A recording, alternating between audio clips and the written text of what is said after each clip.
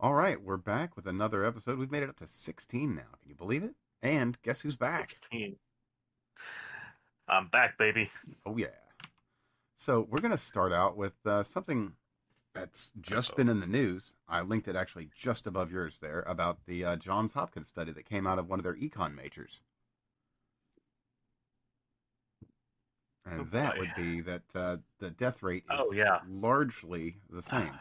Now, this, of course, So doesn't account for any there's sequela there's or anything like that. there's problems with this with a lot of the conclusions that are being drawn from this study. Um, that need context, Yeah, but go for it, man. You're infinitely more qualified than I am. I mean, well, I'm not fully qualified here on this, but like just within my uh, we'll say within my opinion, so I can dodge any real culpability here. But basically, the we would expect if everybody was just staying home and being safe about things, we would expect that the incidence of many communicable infectious diseases would go down over the board. Period. We would expect that a lot of um, a lot of preventable deaths outside the home would go down. Period across the board. A lot of the age related morbidity and mortality we would expect to be consistent. We would also expect that a lot of the externally derived age-related or age correlated, I should say now, a lot of the externally derived age correlated morbidity and mortality would decrease due to a lack of interaction with other people. So vectors for infection, like say family visiting, would be diminished. Sure. That said, we never had a national lockdown in this country. Period. We had states where lockdowns exist. If we're averaging across the entire country, we should, just immediately be honest about this situation here. There was no lockdown across the country. There were places where it was done differently. So some states had more stringent measures in place than others, and for different amounts of time. Um, but again, this is presenting data averaged across the country. So if you want to consider it across the country, there was no national lockdown. There were a series of measures in different localities, and people did mobilize to avoid or to associate with these different measures. Not to a great extent, but some did. And you only need some to, say, escape, in quotes, that are infected to cause a new outbreak in a new location. So that should also be kind of considered in the processing of this information. So it's kind of a mixed bag here. If we did nothing, we would expect deaths to just go up. And deaths by itself is not a great measure of how bad a pandemic might be. It's not the only shitty outcome. Well, It yeah, is like by I far said, the I mean, there's the shittiest. sequela issues, and It's those yeah, are myriad. it's by far the shittiest outcome, and it's sad that it's not the most prevalent of the shitty outcomes, and to a small degree of total outcomes, regardless. So, as few people dying as possible and as few other complications as possible is what we want. And unfortunately, deaths are not the greatest of the shitty outcomes in terms of the numbers. So, a lot of other problems. Yeah, we So, don't but even really just know the full numbers on that. Although I am hearing, and I don't have a source on this, but I've yeah, seen some information on about 20% of infected individuals going on to have some sort of knock-on well, issue.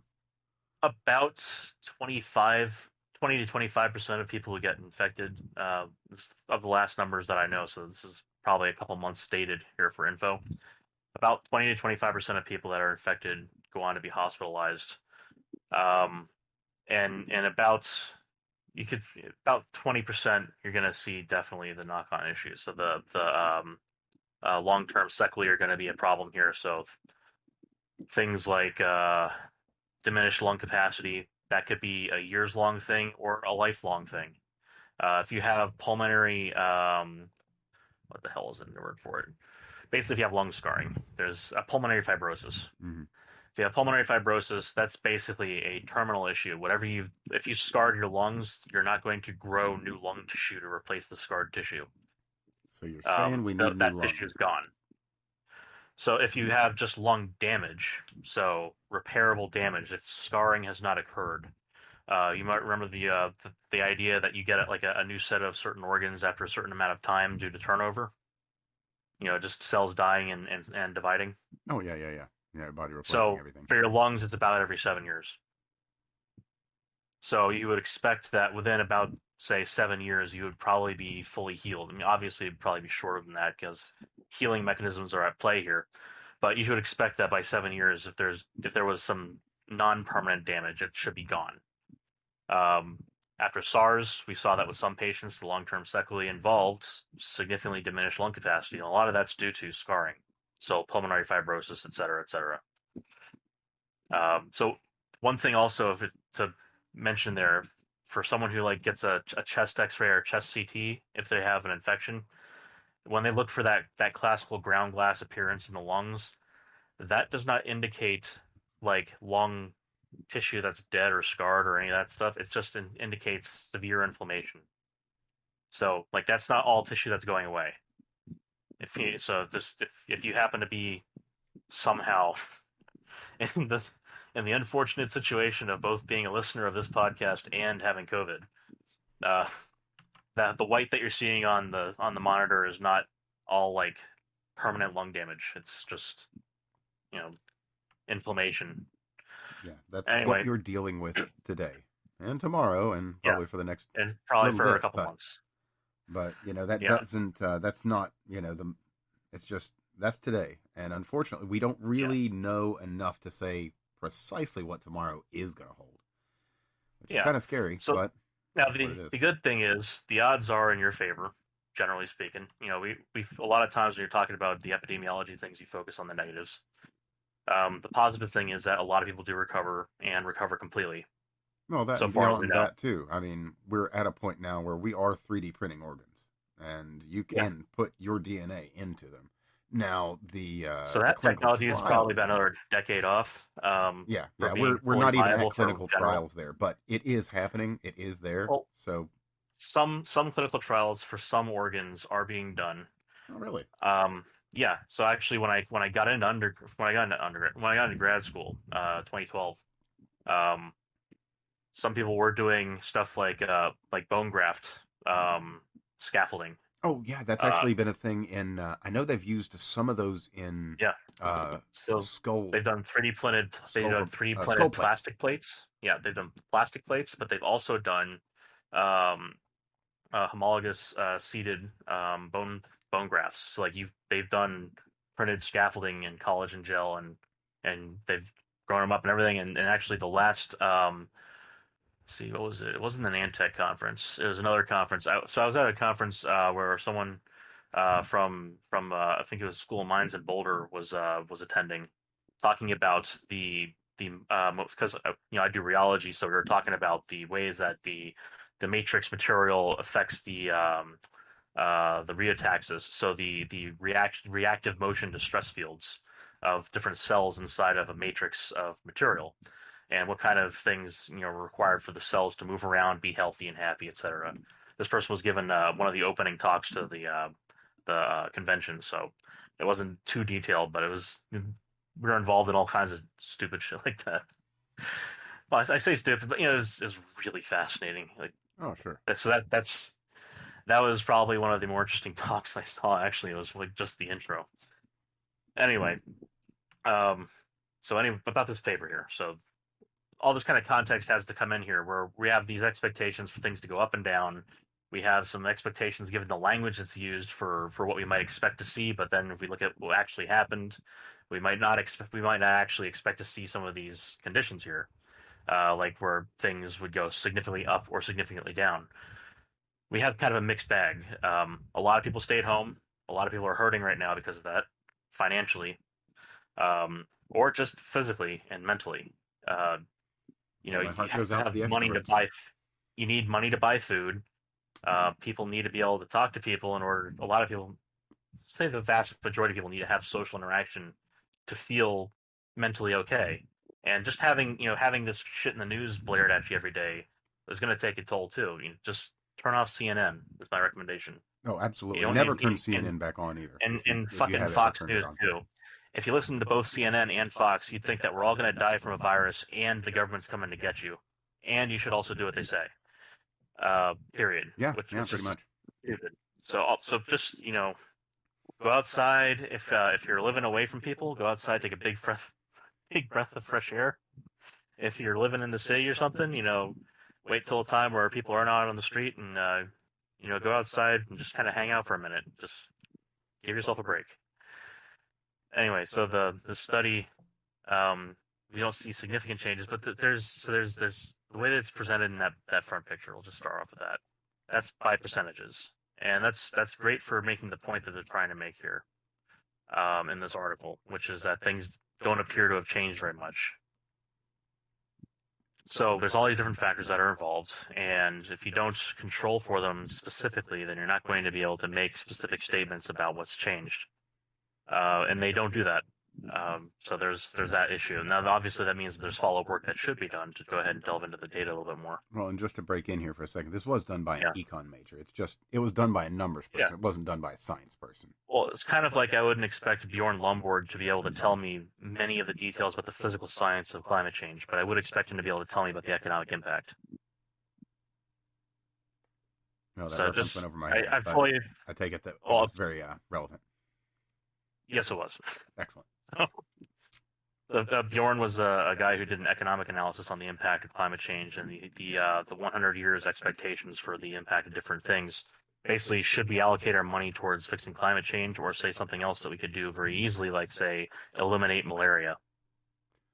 Fair point. The same way we eliminated smallpox, which, by the way, is a relevant point for later on here. If we talk about vaccination, we got rid of smallpox as a species. We eliminated it. It's gone.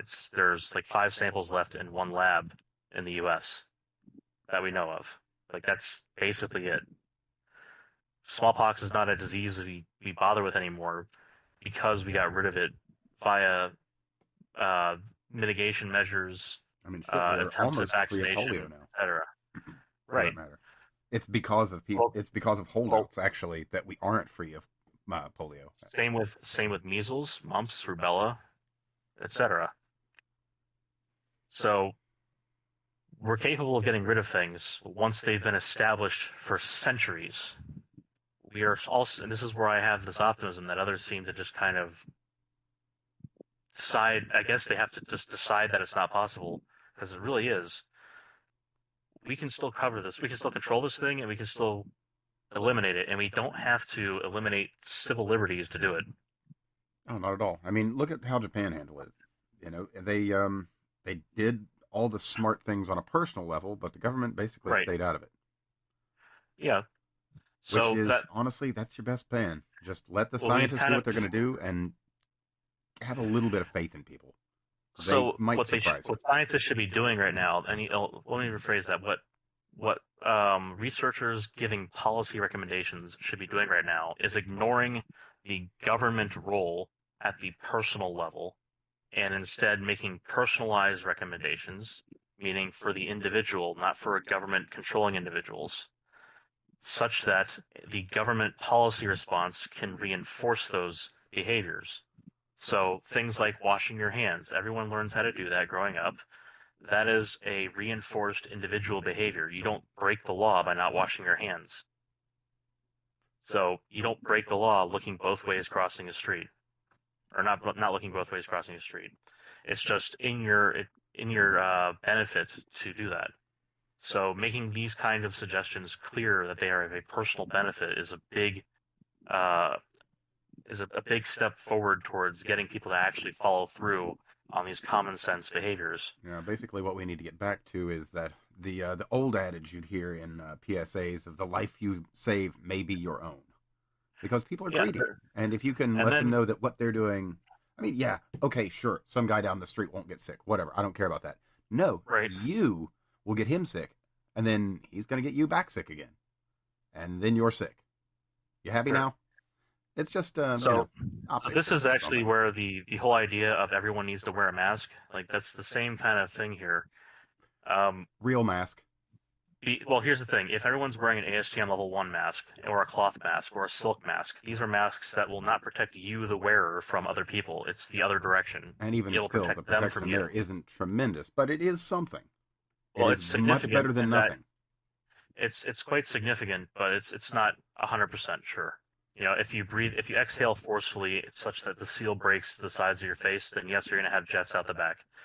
But let's just assume for a moment that we're not going to go into those details just yet. The point is that it is a network effect. You have to have everybody doing it, or a threshold of everyone doing it for you to be able to eliminate transmission, or to eliminate transmission to a certain degree. When you wear say a level 2 or level 3 mask, or you wear an N95, or just a half mask or full face respirator, these are all things that are designed to protect the wearer from the environment.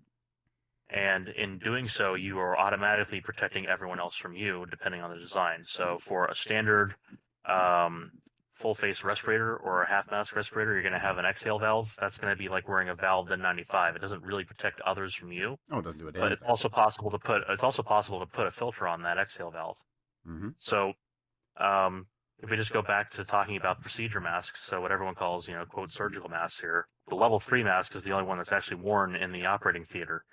So that's this actual surgical mask. The other ones are just procedure masks. So a level 1 mask protects others from you.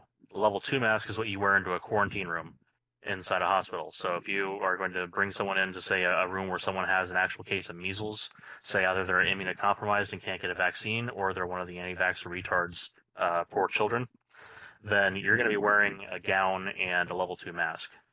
So the R naught on that is so the basic reproduction number is like 18.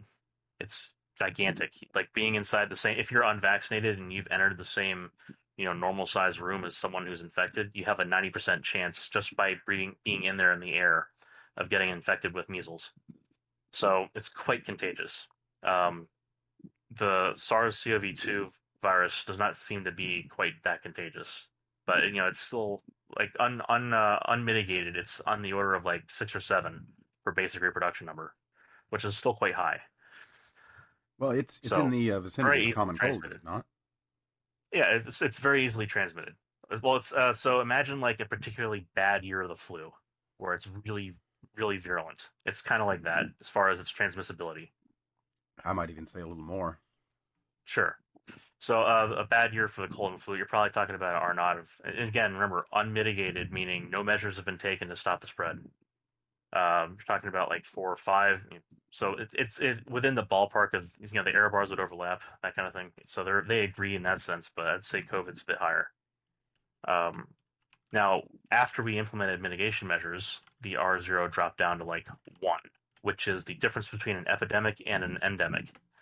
So that's the limit for reproducibility. That's when it's stable in the population is 1. We got it down to like 1.2. And you can see it actually fluctuate in the daily cases where it's going up. You have a value above 1, where it's going down on average across the country. It's a value less than 1.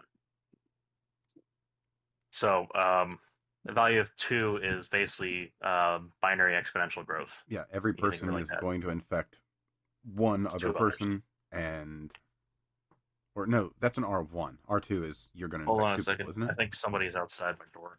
Uh-oh. Yep, 1 sec. Yeah, no problem. As a matter of fact, I'll take a moment to actually go over some of the information in this article. What it's stating here is largely that the death numbers haven't changed overall, which is valid. But it kind of fails to take into account some of the secondary issues. Like we've got, how would I say? We've got right. car wrecks and things like that are down. That was just an offer of food. Oh, excellent. So here's another thing, and this is just from my ignorance and not reading into the study here, because I figured you're back to it. Yeah, well, just kind of going over it, basically trying to tell people that this, there's more to it than just the raw numbers. If without reading too much into death here, if we're talking about total deaths, yeah, that includes those things. If there's a breakdown by, say, infectious disease or any of that stuff, there's so much nuance to this in terms of it's such a broad category Well, one of the things that makes this But the very effect is going interesting, to be I'll actually difficult just to read it see. directly to you. Yeah. When Brain looked at the 2020 data during the seasonal period, COVID 19 Mm, related deaths exceeded heart disease deaths, which obviously is, sure. yeah, that doesn't make sense. That's a thing that's going to Well, be here's pretty the thing. standard. Here's the thing. Here's the deal with the deaths. If you're talking about the primary cause of death, that is going to be listed as a specific thing, one item. Talking about the cause of death in general, that's going to be listed as either one or more items. So, for instance, if you had COVID and you had a heart attack due to clotting issues, heart failure and COVID might be listed as causes of death.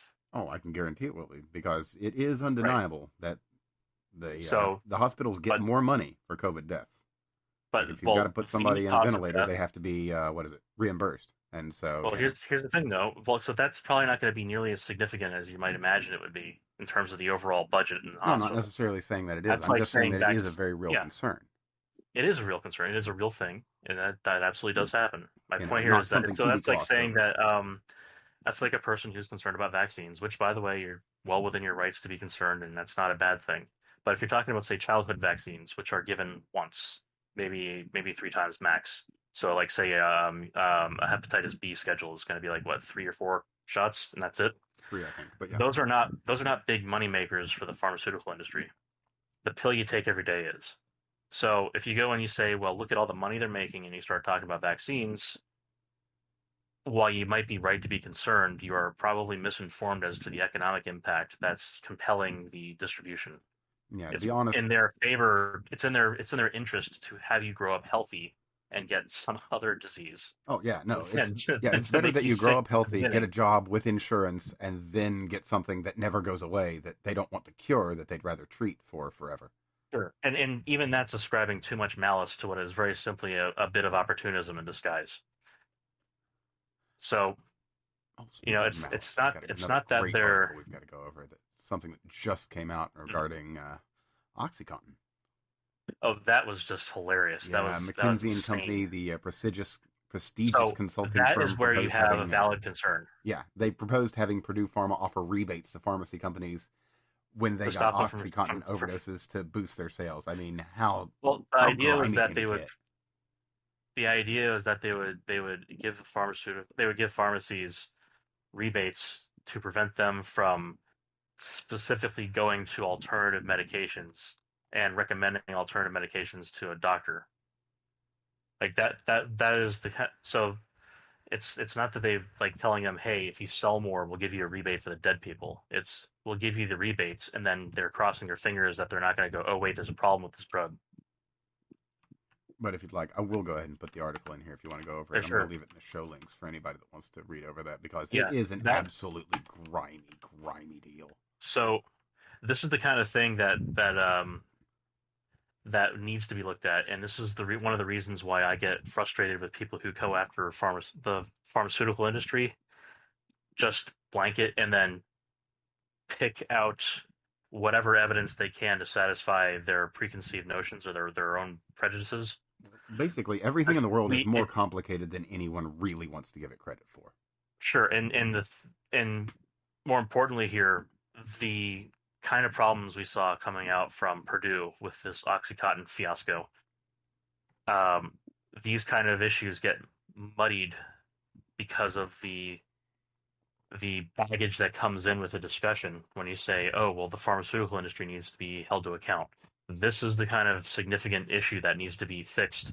And if you're sitting there talking about, say, I don't know, vaccine autism, which is conclusively proven to not be a thing, and then you start saying follow the money, this is the kind of shit that gets overlooked when you're trying to have a proper discussion on the matter and someone comes in and just blasts through it, and not the people who have valid concerns, who are just may not understand what's going on with things, who either have ignorance and are begging for information, or who have a matter of grief where it's blinded them and they need to, have a chance to calm down and talk over the facts.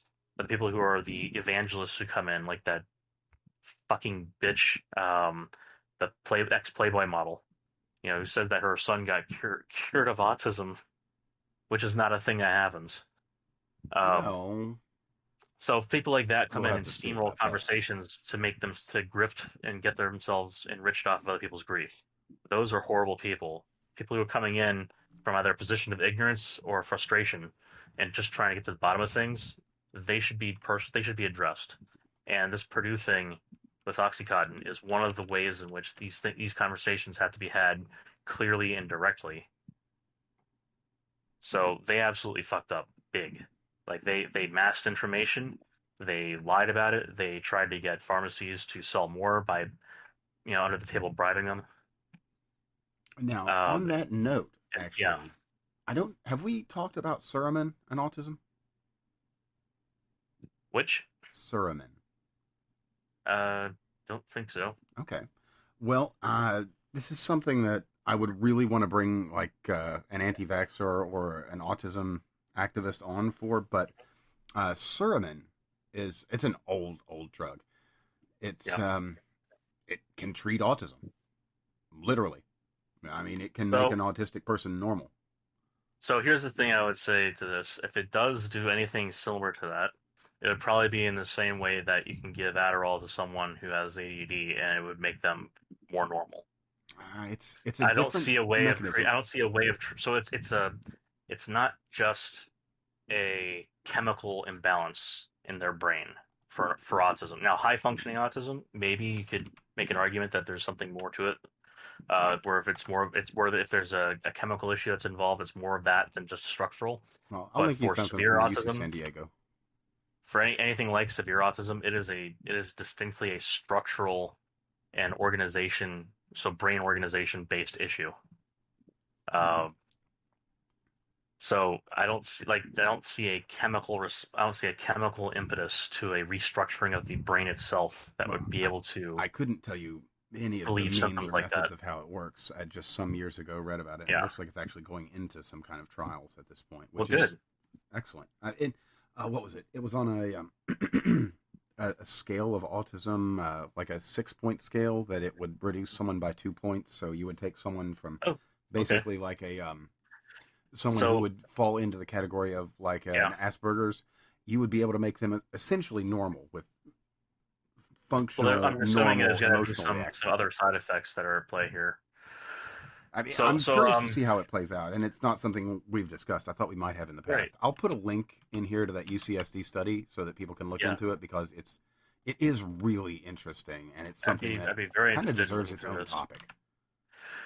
So the just But yeah, to be I brief mean, on it was on just the a matter before we worthwhile get thing to back bring up. We've got a yeah, lot more to discuss, but I before we get back to Hopkins here, just as a brief aside on this one, just to be clear at the start here, if you're talking about the spectrum for autism, at its kind of simplest, you have um, basically a problem processing input in a meaningful way without significant problems. Basically, you have so for ADD, it's imagine hearing everybody in the stadium at the same time at a football game. That would be terrible. For autism, imagine having 10 more stadiums. This is about where the similarity between the two different disorders ends. But that's kind of like the scale of problem a person with autism is going to be encountering yeah, and you have to remember when that they neither try to one of process us is information. really an expert in this field, so Right. take all of So this with a grain of salt. I can only claim expertise on ADD, and that's because I got it. Same. If you, by the way, best advice I can give to someone if they're dealing with a long term or lifelong issue, become become as much of an expert, as much of a lay expert in that area as possible to be able to better advocate for yourself. Absolutely. And That is I the will best admit, thing I you can have do. exactly that same issue. So, I was on Ritalin best for thing you can years, do. and then I just quit. And it took a long time, but I learned to deal. And it's one of Yeah, those things you have to make a decision because you are what you are. You're wired the way you're wired. So you have to yeah. decide: am I going to learn to function in this way, or am I going to rely on drugs to try and help So, me? in that sense, if Sermon can relieve symptoms sufficiently, such that a person with more severe autism can learn coping mechanisms that might be lasting and say lasting beyond a chemical Yeah, remedy whatever that temporary respite this might offer. Might like offer. Yeah. hopefully it's a permanent thing where you can just take Sermon, once a day or once a week or whatever, however often you need to. And maybe hopefully it's a permanent thing and you can just Yeah. stick with it for the rest of your life if you need to. Obviously it's Well, not great to be on something like that, but then again, you talk about putting something in your well, body. cost Well, you benefit put food in your analysis. body every You know, day. You're a hopeless glucose addict. So, we uh, are machines and we run on things, and right. maybe some machines require some special treatment. But Yeah, real quickly, maybe you while we're need a still on the finer grade topic, of I'll oil actually here. give the story that I heard about this, so that Sure. people can have some kind of frame of reference. So the story that I heard and learned about Suramin as an autism treatment was there was a child deeply, deeply autistic, basically to the point of being not even animalistic. At Mhm. the highest levels of autism, you're basically a barely functional machine. You don't even really follow people or recognize them. It's just things come and go. Your brain functional and your brain function is very. Well, imagine putting Niagara Falls through a straw. Yeah. That's Yeah, basically your there's too ability to. much there, and Yeah, you cannot function in any sort of person-y kind of way. You could only live as an animal. you need caretakers. Is what happens. Yeah. So we It's have a fine. person here. They don't recognize their a young child. They don't recognize their parents. They don't follow. Like a child tracks. If no one's familiar with the term, that would mean like they see people and their eyes follow them, because it's like, Yeah. oh, that's a thing, that's a person. It's I why need the to pay doctor attention to puts that. their finger in front of a baby's face and moves it side to side. They're waiting for Precisely, them to look precisely, at the yes. finger. So we have a person that is, or child, I should say, that is completely unresponsive to this. So essentially far gone, a lost cause. They, this was in just a completely randomized trial because it's a 100-year-old drug, and it's Mhm. completely safe in people. So generally recognized as safe as the Yeah, technical thing that's said. So if you ever see that phrase, generally recognized as safe, that is the FDA statement. So if it's generally recognized as safe, obviously it's probably for 100 years. It's probably for especially if it was easily included into a trial. but what happened here in this trial? It was an injection. It provided. It took the child down by 2 levels. What happened? To be very specific, the child, after getting the injection, I want to say it was within 30 minutes, the child began tracking their adults and Oh, very also cool. began verbalizing, Really? that's enormous. Now, Now, to a here's the thing regular that's crazy person about that that. doesn't really understand this, that's that's huge. That So, you have so, taken a cat or a dog, and all of a sudden, they're not barking at you; they're trying to form words. so To here's the thing. I should emphasize there, trying. Mhm. So you said verbalizing, and that has a specific meaning and context here. You didn't start speaking Shakespeare. No. You probably started trying to sound out words Hmm. because if you've spent your life to date not speaking English or any language, if you haven't been actually speaking and conversing, your motor cortex, let alone dealing with was it Wernicke's and Broca, To those put it areas of to your put it brain all plainly, need to you be lack trained many of on the things. necessary tools to even begin the process. You don't have the tools to make the tools, But that means but you're starting. you can train your brain to do you can your brain is plastic in the sense it's very easy to learn new things and they could definitely learn how to speak, but if you can't even process that you want to speak because of the sensory overload you're getting, then that would be fundamental. That's a fundamental change in the behavior. That's Notably, kind of this is crazy. transient.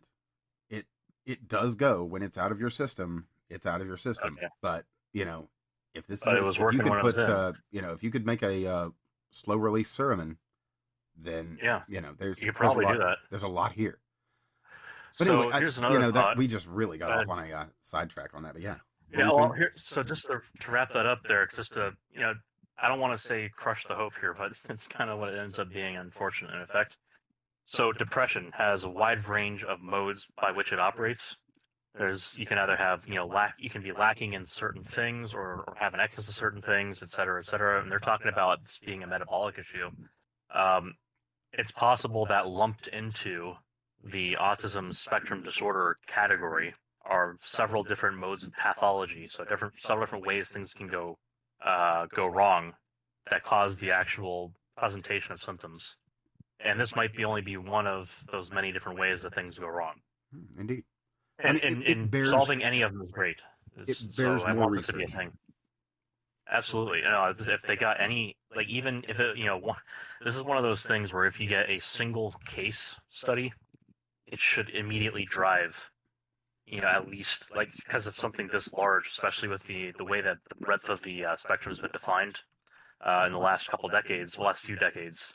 So the reason everybody said that it exploded in terms of prevalence, no, the rise in incidence didn't change. So we just expanded the definition and found more people, obviously. Well, that being said, So the given the rise of way that it's so incidence is prevalent, actually up. given the fact that this is such moderately, but not as much as the change in definition Well, that's made a people fair freak point, out but I about. mean, again, things are nuanced, and it is worthwhile to let Yeah, people know that there is some there is. smoke there. It's not a constant rate. It has been going up a little bit, yes. So it's just having a case study on something this present in society. We're talking about about one out of every 100 people now, right? 80. It's important, and even if it only treats a thousandth, one out of every 1,000 people with ASD, this is worth spending a decade of research on. This is one of those, especially for something that's been generally recognized as safe. It's been around for 100 years. This is the low hanging fruit that pharma is basically run out of at this point. They should be all over this. Oh yeah. Well, I mean, just imagine a patent cross potential section isn't of even an society issue. that you could turn from, dependent to useful. So this is actually a place where I can talk about something silly like say trichloroacetate as a treatment for cancer. Just the drug itself is not necessarily what you look for in a patent if you're talking about pharmaceuticals. The drug itself, what's the active pharmaceutical ingredient, the API. So programmers beware, we have another acronym in common here. So the active pharmaceutical ingredient doesn't even need to be under patent because those only last 5 years. What pharmaceutical companies do typically is to basically rearrange the ingredients a little bit in a drug, and they'll be able to do a new patent. So if you change the colors on a pill, you get a new patent. Oh, by the way, let me the just API doesn't interject have to right be under there patent. with a worthwhile piece of knowledge. That is also how many illicit drugs skirt the line of the law. A lot of research chemicals do exactly the same things. Like, oh, we've made this chemical legal. Ah, well, we changed one molecule. Okay, well, that one's not illegal. So Then we'll make a new one. Which is what an they've interesting done, point of note there. they actually have there's actually a way to get around that in the law if you're a prosecutor looking to try and get somebody. Yeah, there is the Chemical Drugs Analog, or the was it something or other Analogs Act. So there's actually a specific law in the books that covers basically anything that looks like a drug we don't like. So if they say anything that looks like a drug we don't like, that also does things we don't like, is now also illegal, which unfortunately means a lot of things that nobody's even bothered to know whether or not it's illegal. There's a lot of things that you can't know if it's illegal until they tell you it is. Unfortunately, that kind of undoes the whole ignorance of the law is no excuse thing. But that's for a court to figure out sometime in the far future when someone has the balls and the money to take care of it. Indeed. Which should probably tell you right off the bat here that if you do something as stupid as put an unknown chemical into your body with no known actual effects, you should be more concerned about that than the laws in the first place, because you have some self-reflecting to do. So don't do that. Well, yeah, you don't know without you don't know until you know.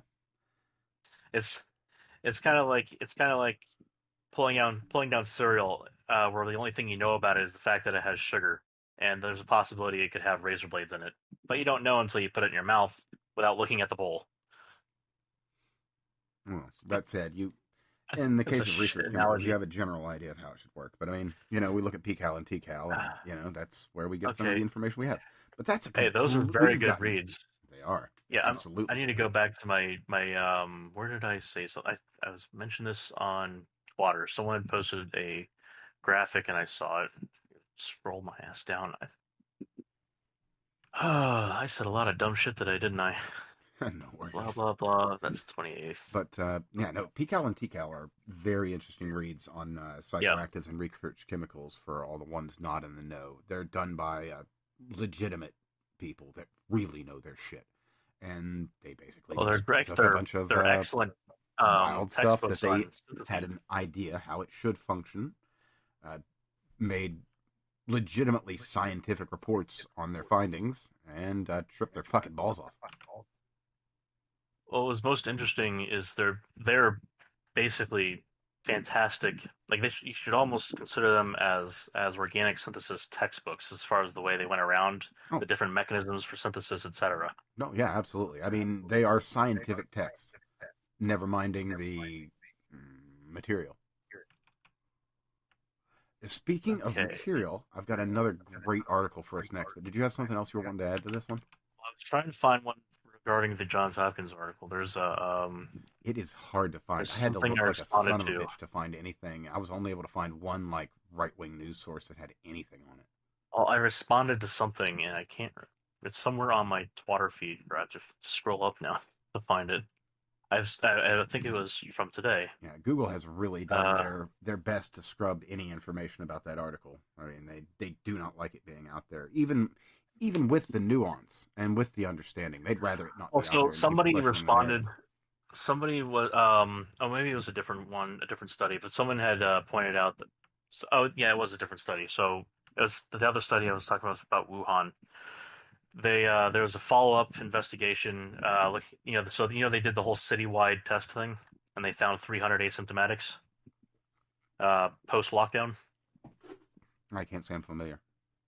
Also, they did a citywide testing schedule that's 9+ million people. So everybody I think above age 6 got tested, and the testing they did was via antibody, and So is this a PCR it test? was so they did both PCR and antibody Okay.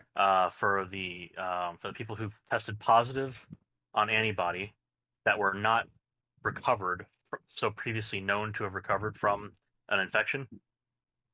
So people who had like say IgG present but had no history of infection with civil services or whatever. IgG being the antibodies to fight COVID. Right. So they found that 67% of the people who tested positive by serology also tested positive by RT-PCR. So that means that there were 67% of these people who were newly discovered to have been infected. And to So clarify, that's these people that were not presently aware. asymptomatic. Yeah, And presently to further asymptomatic cases. clarify, we don't know the proportions of these unaware individuals in any population So that might have these sequelae. so the idea there was so the findings were that basically from serology they confirmed 67% of um, of these RT-PCR positives. Now keep in mind when they do this, and also more importantly, no viable viruses were found, meaning that so these 67% of these are Yeah, that is to say, these I'm sorry. people, their immune system is functioning well and was um, So able to point fight off being, the no coronavirus. viable virus was found at that point. So RT-PCR picked up, serology confirmed, but no viable virus was present, meaning they weren't shedding. So when they stated in the document no viable virus, what they were saying was they weren't shedding, not that they were never infected. And someone said basically, they took the quote out and they said, here, no virus, ha. It's like this person was supposedly like a health expert or whatever. And I think I had to ask them, like, how the hell do you not know the difference between antibody test and PCR test? So people are pushing. Obviously, there are people who are making the thing look way worse than it is. Oh, It's a undeniable. bad pandemic. It's a bad Absolutely pandemic, undeniable. but it is not irrecoverable. We're 100 years ahead of where we were in 1918. All right, if And we we're were able dealing with to something that isn't as deadly, legitimately. well, it's this We're not thing's talking pretty about bad, sequelae. We're not talking about knock on effects. Just right? If raw we're talking numbers about of just deaths. pure mortality, It just isn't. this one's pretty bad. Period. But that being said, yeah, I mean it is a real issue. So if we want to talk like just flu, this one is an order or two magnitude worse than the flu in Certainly. terms of possibility for deaths.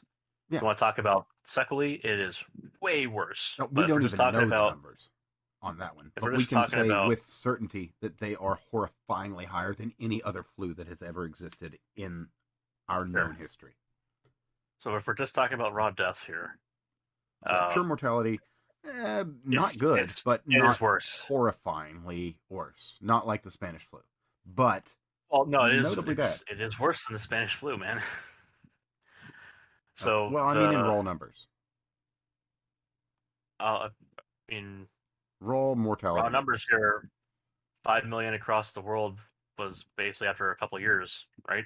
Oh Jesus, that's right. That thing did take forever to run through. So I guess given the same time frame, this probably would produce In the similar same numbers. time frame, we're way past that. Yeah. I didn't even consider that. Now, That's a really I'm not valid saying point. that it couldn't peter out right now and just be done, but like in terms of to date, it is worse by a lot. Yeah, that is a valid point. I guess I am kind of generalizing there.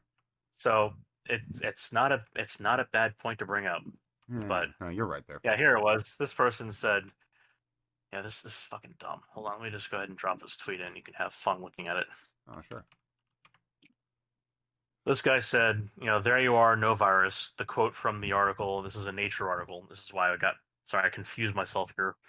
Publications that are taking political positions these days. As they do.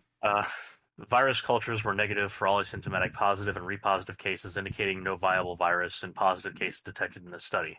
That was the quote from the article. This person, who's apparently a Master of Science and a PhD, said, there you are, no virus. Idiot.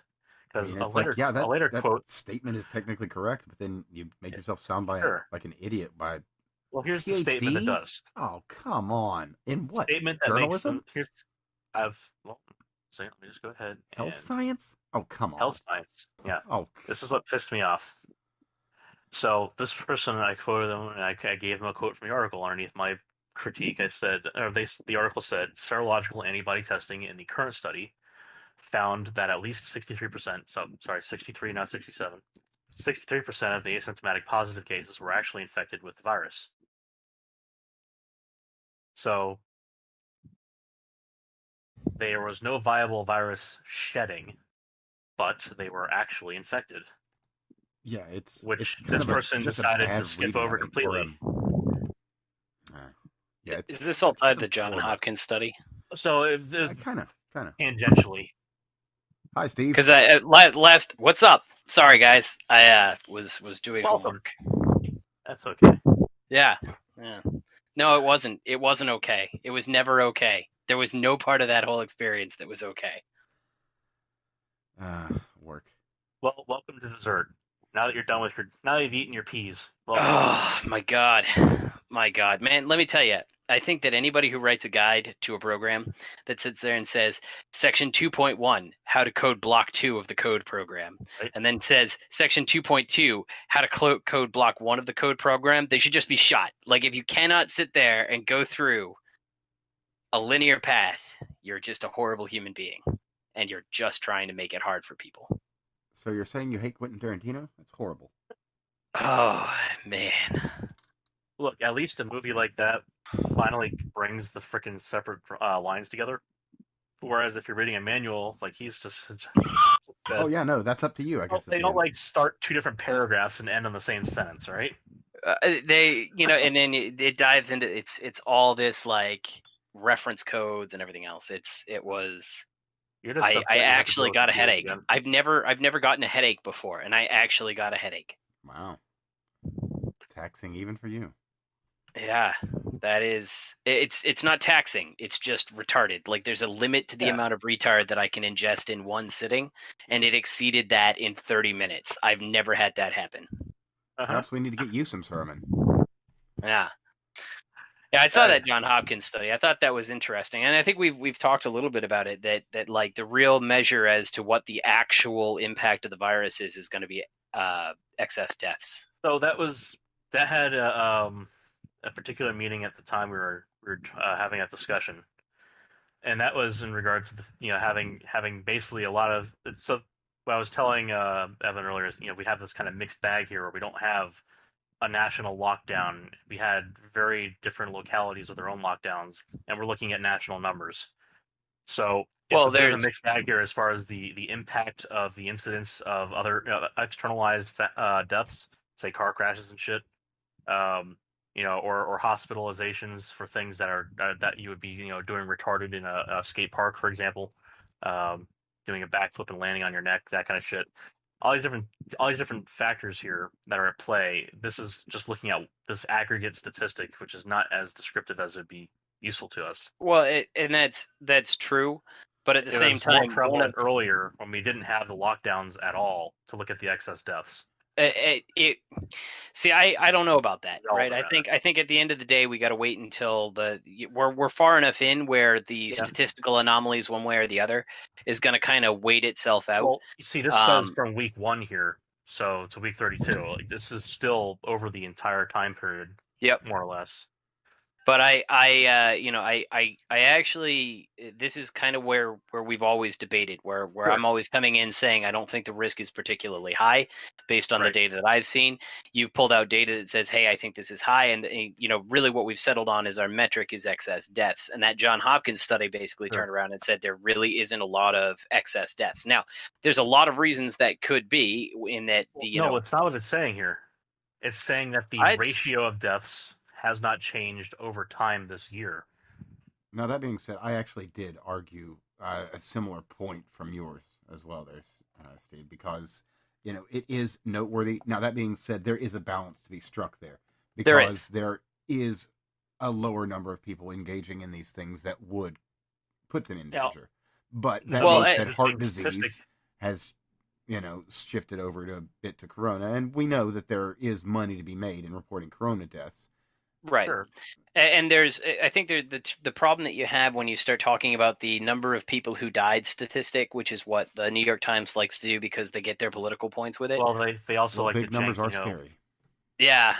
Well, that's how they keep their dick to the left, The problem with that statistic is that there is no formal way to properly document it.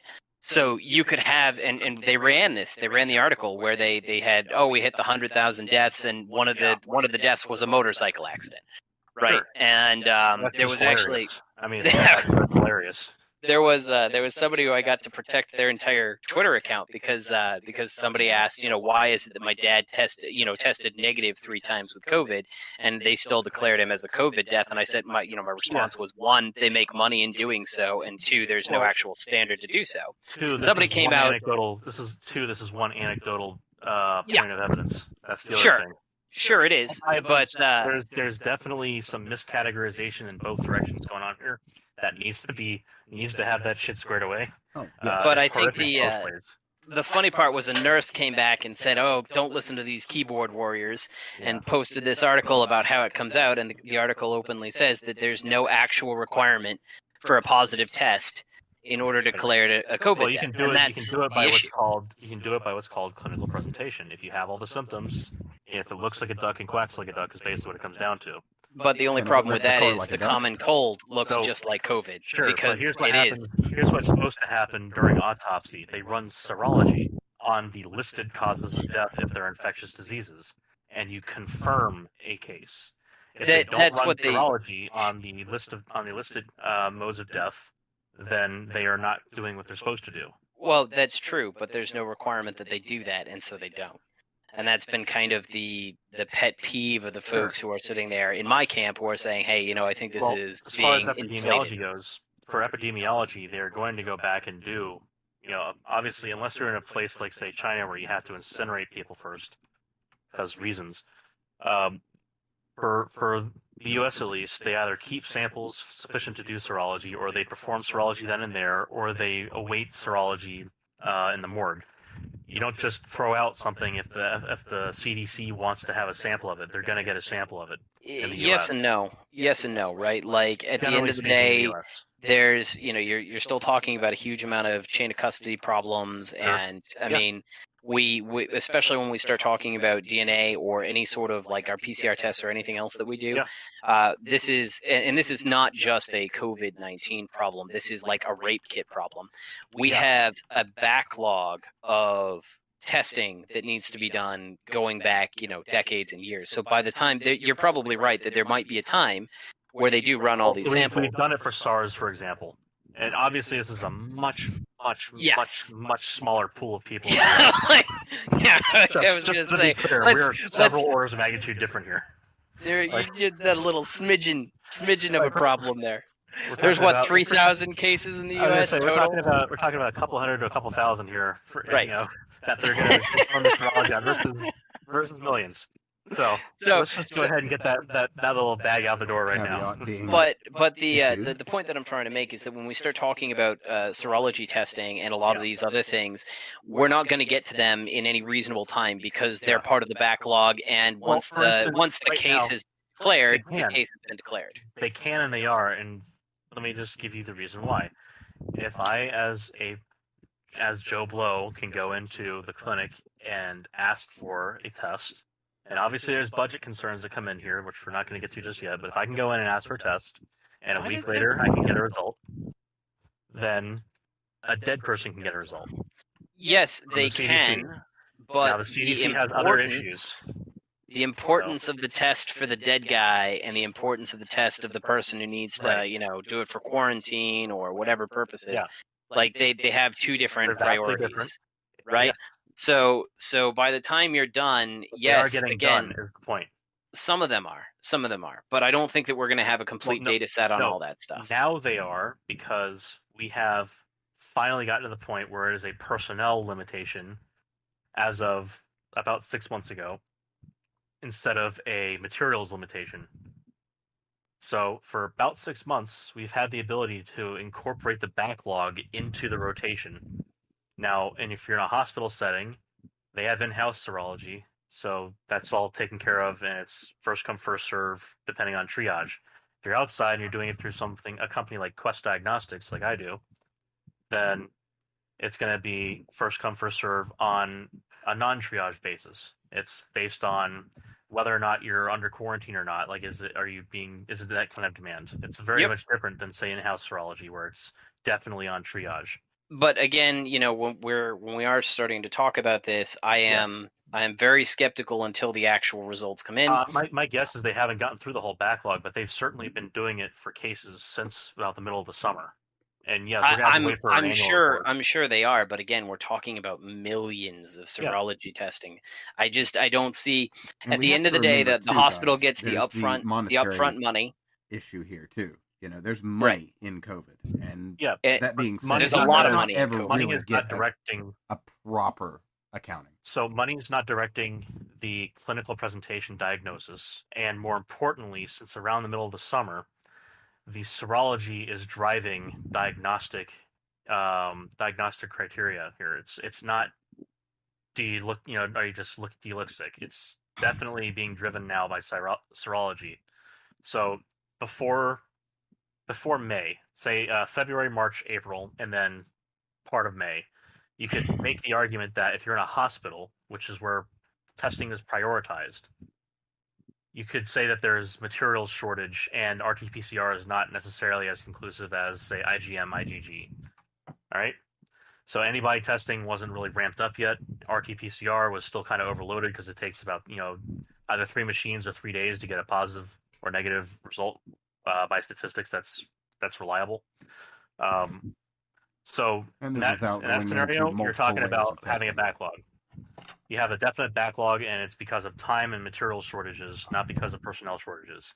After that time period, you're talking about having enough materials, but not enough people to run things, and not enough time. I would love to take your word on it. I have not. What I have seen is you shouldn't take their word on this. You just wait for a report to come out of them. That's kind of the thing, though, right? Is what I've consistently seen people making these claims that they're not actually doing the test, or exceedingly high false positive, false negative rates, and then you get the Johns Hopkins study, which really looks like an excess death study to me, and that's showing that there's no particular significant difference. And all of that leads into the, how much of a problem is it really in comparison? I suspect it's worse than normal, but it seems to really just go after the people that were going to die anyways. So. Well, I'm going to have to strike a balance between the two of you and say that it looks like it's a little bit more troublesome than you say, but also on Craig's behalf, I think it's not quite as dangerous as you put it out to be. And that's kind of the problem. I think that what Craig, I know that he's not here, so I don't want to speak for him too much. Most likely, as you've seen in our pre and post show chit chats, we generally end up agreeing on most of the details surrounding all of this stuff. It's just where our perception of risk is usually balances out here. And I think at the end of the day, this is going to be one of those things where we don't have hard data. And where we don't have hard data, it's basically a presumption based on the series of assumptions that both of us are putting into our model worldview. Well, I was speaking for you, Craig. I claimed your Craig points. So no, actually, so I'm sitting there and saying that it's not a super big deal, and you're saying that it's a super big deal, and Evan's somewhere in between, and we're all where we normally are. Yeah, much. Nobody's an asshole. And the thing about it is, we're none of us are saying that this isn't real, which is the important thing to remember, because it most certainly is. Big deal has to be in context here. So obviously, as more people become infected over time, the day-to-day risk of just going outside has changed if you're in a more populous area. So that is by itself is a thing, but again, you have to contextualize risks like this. Yep. And we spend so much time talking about the risk in its absolute sense without talking about the relative sense of things. What's your risk of getting hit by a car crossing a road without looking both ways? And this is also kind of not even talking about risk mitigation, which is a thing as well. Well, and that's usually so. You should have some proportion here. What we've always beat around the bush with is that we stand on opposite sides on the mask debate. Actually, we really don't stand on that far of opposite sides. Realistically, I think we could agree that masks don't work, and our debate is over whether respirators do or not. So the problem that we really run into most often with this is the broad use of a nebulous category masks. Yes. Like, if you're talking about ASTM level 1 procedure masks, yeah, they don't protect you, period. If you're talking about cotton or silk masks, they don't protect you, period. But I will throw this out here, as a matter of fact. Right? Nobody is sitting there and rigidly defining it. And so if the term is, do masks work? The answer is no. Masks do not work. So if we want to have a debate on the utility of respirators, then we can have a debate on the utility of respirators. But that's not what we're talking about. Well, actually, we had specifically discussed that earlier. Of course I do. Because for a fact, you fucker, that ASTM level 2 and level 3 do protect you from other people. Well, you can bitch at me about how much in relative amounts versus respirators. Absolutely, and I was. I'm right.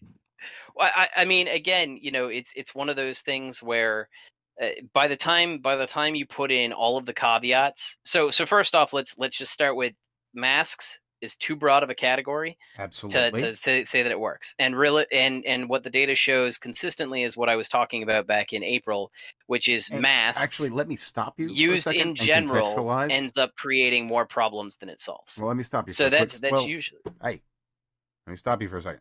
All right. Okay. Let me contextualize this for people that are not into the minutia of this debate. What a mask means in the popular media is anything from an outlaw's bandana to a full-on, silicon-sealed face shield with, actual certified filters. HEPA filters, N95, all that shit. Yeah. And so to understand, that's not a really good way of defining this. It's like saying, guys on the Formula One track, they drive cars. Terms. Well, yes, right? they do drive cars, but those are race cars. And not only are they race cars, they're the highest tier of race car. So when we say an ASTM level 1 mask, that is a real mask. It does do something, and it is not the same as just putting a bandana or a neck gaiter on. These are vastly different things. But I really feel the need to kind of make that clear to people if they don't understand. So fundamentally, what the debate comes in is when people were saying that we should have a mask mandate. My argument was no, it's fucking stupid, and that was based on the contemporary understanding of the term masks. Absolutely. Just putting something in front of your face does nothing, and worse, it has a tendency to make it worse in the long term. You generally have higher infection rates. There's two ways that it does this. One is the obvious false sense of security, but two is the one that pisses me off the most about these fucking cotton masks. They're concentrators. Once you get any saturation up front, they become shear tubes to micronize the droplets. Yes. All you're doing is making a finer spray of droplets that hang around longer. Which was all fundamentally part of my original statement that this is a stupid idea and a stupid rule. And I agreed with you because cloth masks were dumb at the time and they're dumb now. They are. So where we end up having a debate is on the use of essentially respirators. Well, anything that's to protect you is, I think, where we have an issue. No, it's really whether or not like you start by the time for me where we end up debating is.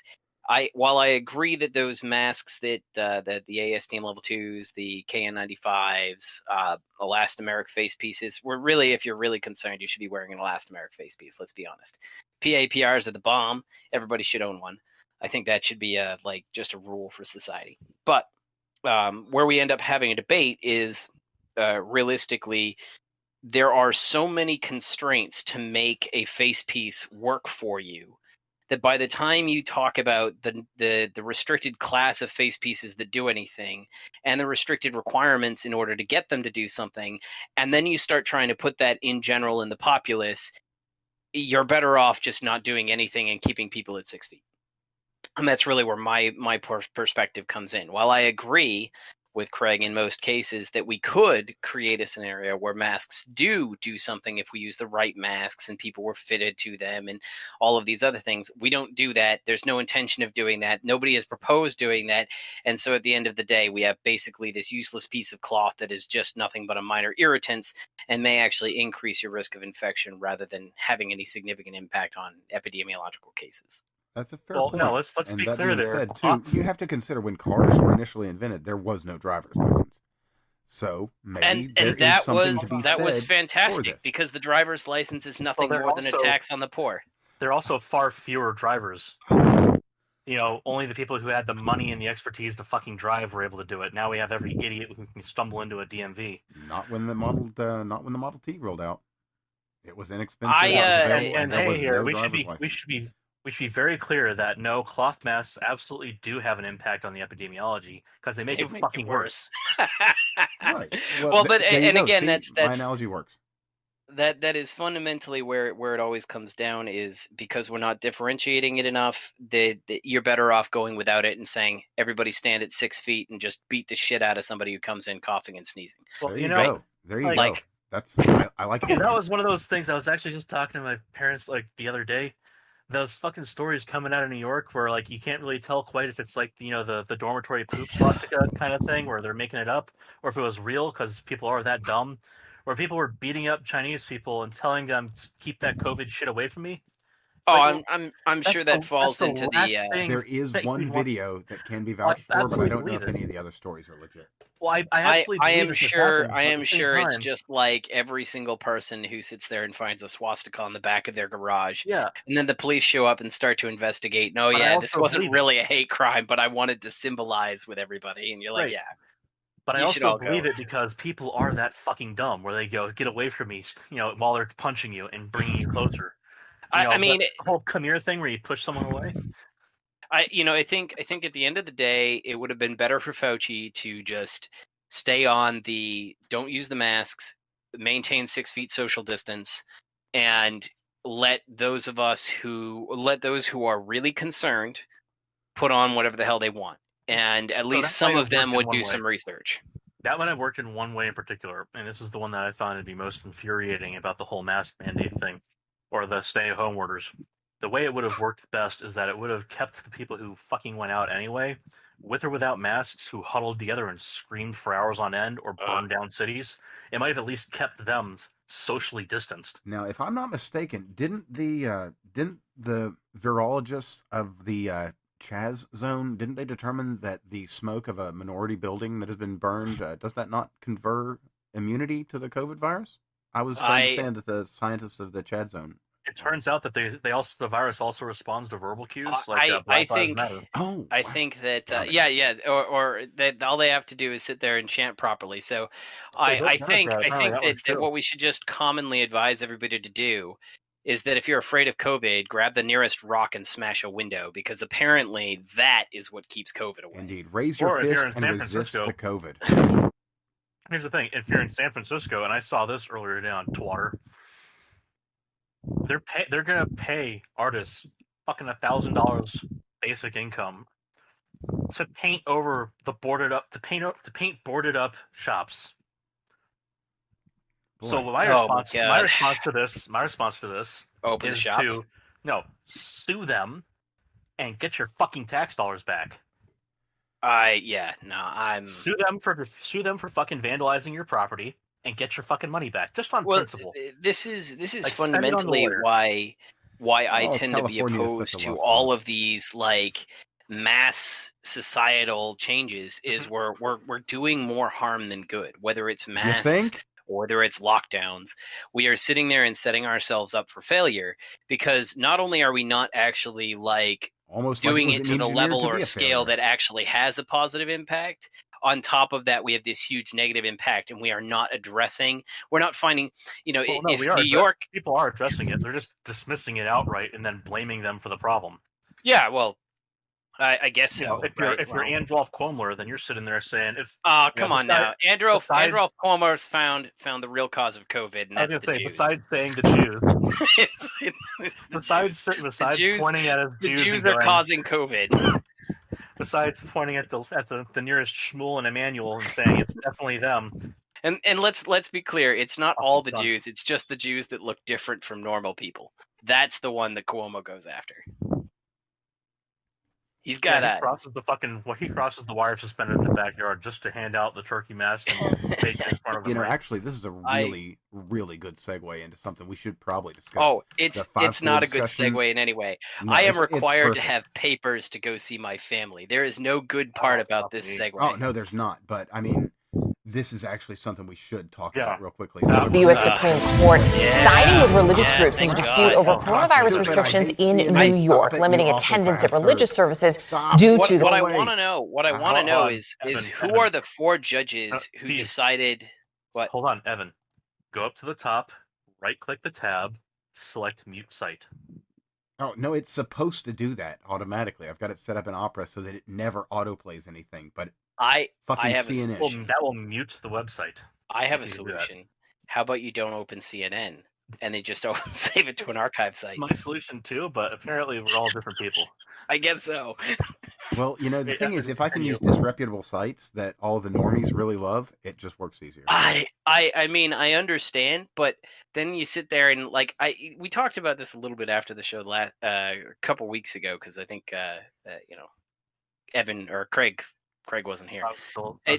This is the example of the child putting his hand on the stove, and you say, "Don't do it, don't do it, don't put your hand on that stove." And he puts the hand on the stove, and he starts crying. You're like, "I feel no sympathy for you." I'm teaching a lesson here. Everyone, you have now learned. I did that too. That CNN is entirely untrustworthy. So the best part was my dad told me. He looked directly at me as I walked, and he didn't stop me as I went up to the stove, and I touched the damn burner. And I burned the shit out of myself. Yeah, I went from being a normie to being a scientist. Yeah, that was kind of how it was with something me. New.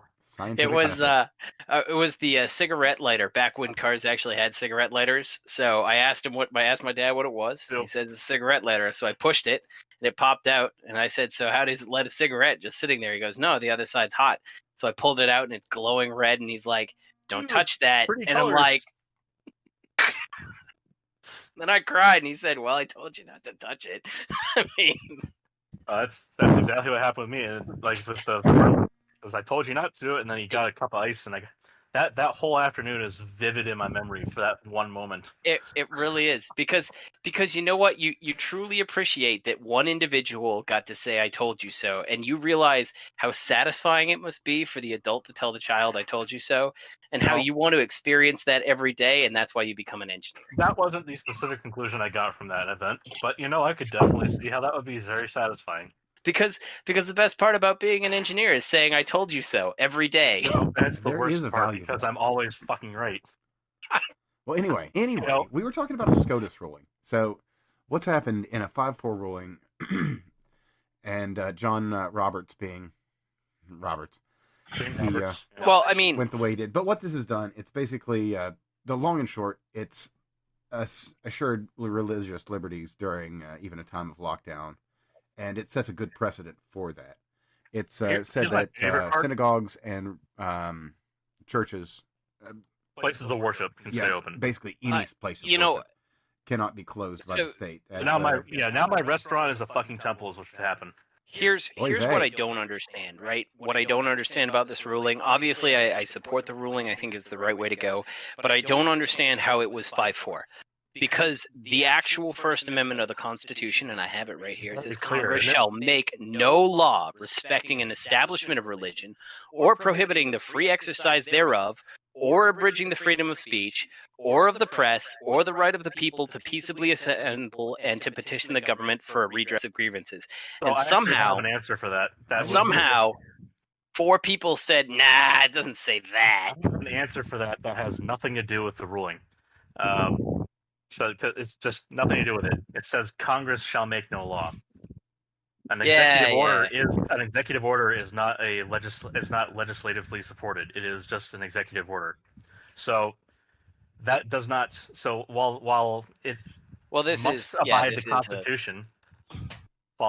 Constitution, an executive order is given by the executive branch, which does not fall under the purview of the title Congress. This is fundamentally the problem, right? Even though I would make an amendment that fucking makes that explicitly clear, case law already does, where the executive branch isn't allowed to just flagrantly violate your constitutional rights. Well, I think if you go to do that anyway. If you go to where we politically, I think I was distanced from most of the mainstream politics, was Obama took that by the balls and just ran executive order after executive order after executive order. He said, "I have a pen and a phone," and that was the dumbest fucking thing he could ever say. Yeah, that's exactly. And so all of a sudden, what you ended up happening, and everybody getting upset with Trump, all Trump did was basically reverse what Obama did by executive order. He doing the exact same thing. Now, I'm not saying that I support doing things by executive order, but I'm more for undoing things by executive order than I am for legislating by executive order, just because Congress and the Senate didn't give you what you want. It's blatantly unconstitutional. It is blatantly unconstitutional. Anybody in the country could have claimed standing in court. Yes. Probably gotten to SCOTUS to undo that shit, specifically because it covers the whole country. Yep. You could make that standing argument, and I'm amazed it wasn't made more often. I am remember the makeup stunned. of the court at that time. You wouldn't have been able to make that argument. Well, but that's the thing. You might be able to, because we have people that actually respect the Constitution. People are saying ACB, her religion is what caused the 5-4 split here. I would make the argument right now that Ginsburg would have gone the same direction. I would actually believe that the two Sotomayor and whoever the other one are more of the problem. She was a very pro First Amendment person. Yep. Fair point there. I will give you credit in that statement. I mean, I might have my issues with the woman, but she was pretty straightforward on that. She was not entirely. She was actually probably closer to like ACLU level of abiding by the Constitution, and so she might have like overstepped a couple times in my view, but I actually had respect for Ginsburg because usually she came down on the side of what do you have as an actual right. And what I don't understand is because I know obviously this is going to be your 3 liberal justices plus Thomas, right? Is how Sotomayor can turn around and read the First Amendment and say, no, that doesn't really apply here. We have COVID.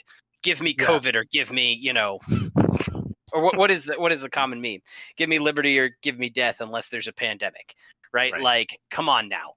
At the end of the day, we have the right to peaceably assemble, and the reason that we have the right to peaceably assemble is because in the event that the government wants to shut us down, I don't want them sitting there and declaring a sudden pandemic as their reason why they can actually. That reminds me of that guy who had the others escort the police off his property.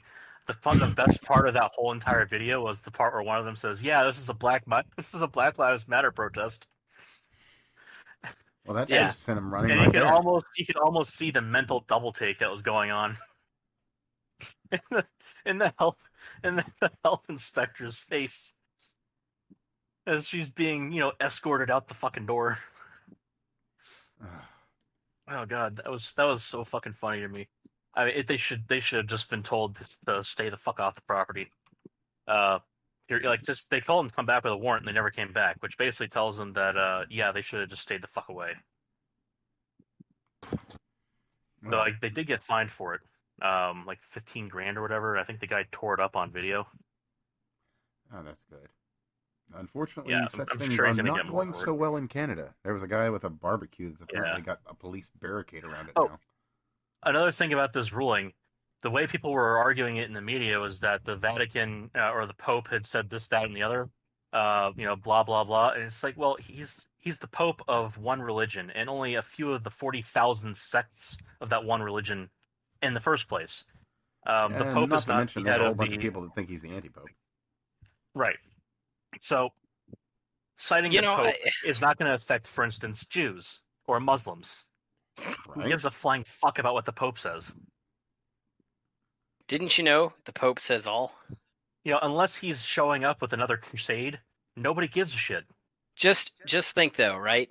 Eventually, if he continues this way, all of the BLM people will be Catholic, and that'll be fantastic.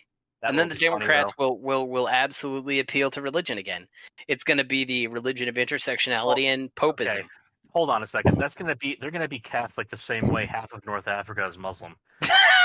All right. Let's just be clear on this. They're going to quote believe in it to about the same degree. Because in North Africa, if you didn't know about this, it's about as Muslim in name only as you can get, where they basically believe that by prayer they'll be saved in the same way Jesus saves you. They'll be saved from going to hell if they go and they slaughter the other half of Boko Haram or whatever. So, well, I mean, if we're being fair, if you slaughter Boko Haram, you probably are getting into heaven. They bring in their shamanistic worldview too. So all of the witchcraft shit, all of that stuff is deeply tucked in there.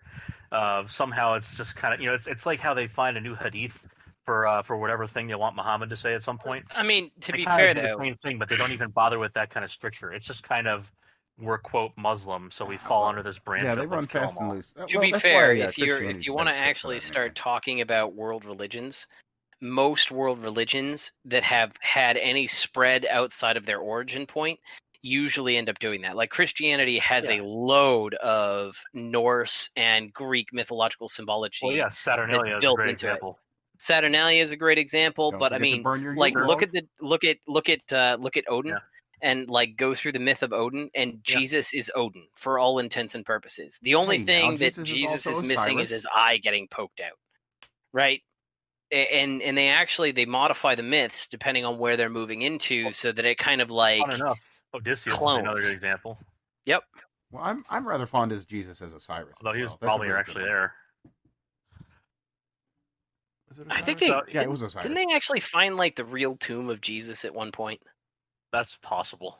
I could have sworn they did. It was like this thing that like appeared and then disappeared. It was probably I know that there's the Shroud of Turin and all that. Yeah, that's a no. Shroud of Turin's fake. They proved the Shroud of Turin's fake. There's very fake. There's a place in Bethlehem, I think it was. There was a church there that they dug down. This is from within the last decade or so. It wasn't the tomb of Christ that they found. They found like a previous temple that was the temple that was used at the time that had recordings about him. Okay. I think that was it. I think they just found remnants of like tools and shit. That might have been too. I think what's actually really fun when you start talking about a lot of like Jesus is what we call Jesus is probably an inaccurate name. His name was probably Joseph. And what ends up happening is if you actually go, what's that? Yusuf, yeah, well, yeah. Joseph right. in modern English would be a more direct translation. Hebrew doesn't have a j sound. I know it doesn't have a j sound. For the edification of other people, like, in the area listening or listening later. So the reason that it's Jesus to us is because the English translation of Jesus is not how the religion originally spread. So it originally spread up through the Mediterranean through land routes, because that makes actually a lot of sense as opposed to, international communication type stuff. Well, sea routes existed at the time. You gotta remember. They did, but you're not going to spread religion amongst sailors. The fucking Phoenicians. No, they did spread religion amongst sailors. Oh, they barely spread religion amongst sailors. They did spread religion among sailors. Now, sailors were for whatever religion gave them access to temple priestesses. The fact that Rome was an empire, that Rome was the center of the empire, is why it spread out so crazily from there. Yeah, sure, it went land routes probably, but they spread that shit by the sea. But the way we got Jesus is it actually went up through from the original, what is it, Syrian? No, what's the original dead language that they used in Passion of the Christ and all that stuff? Latin? No, it's not Latin. Aramaic. Might be that one. Yeah, so it went from that to I think the Turkey. And then it got converted to that language, and then it went from Turkey to Greece.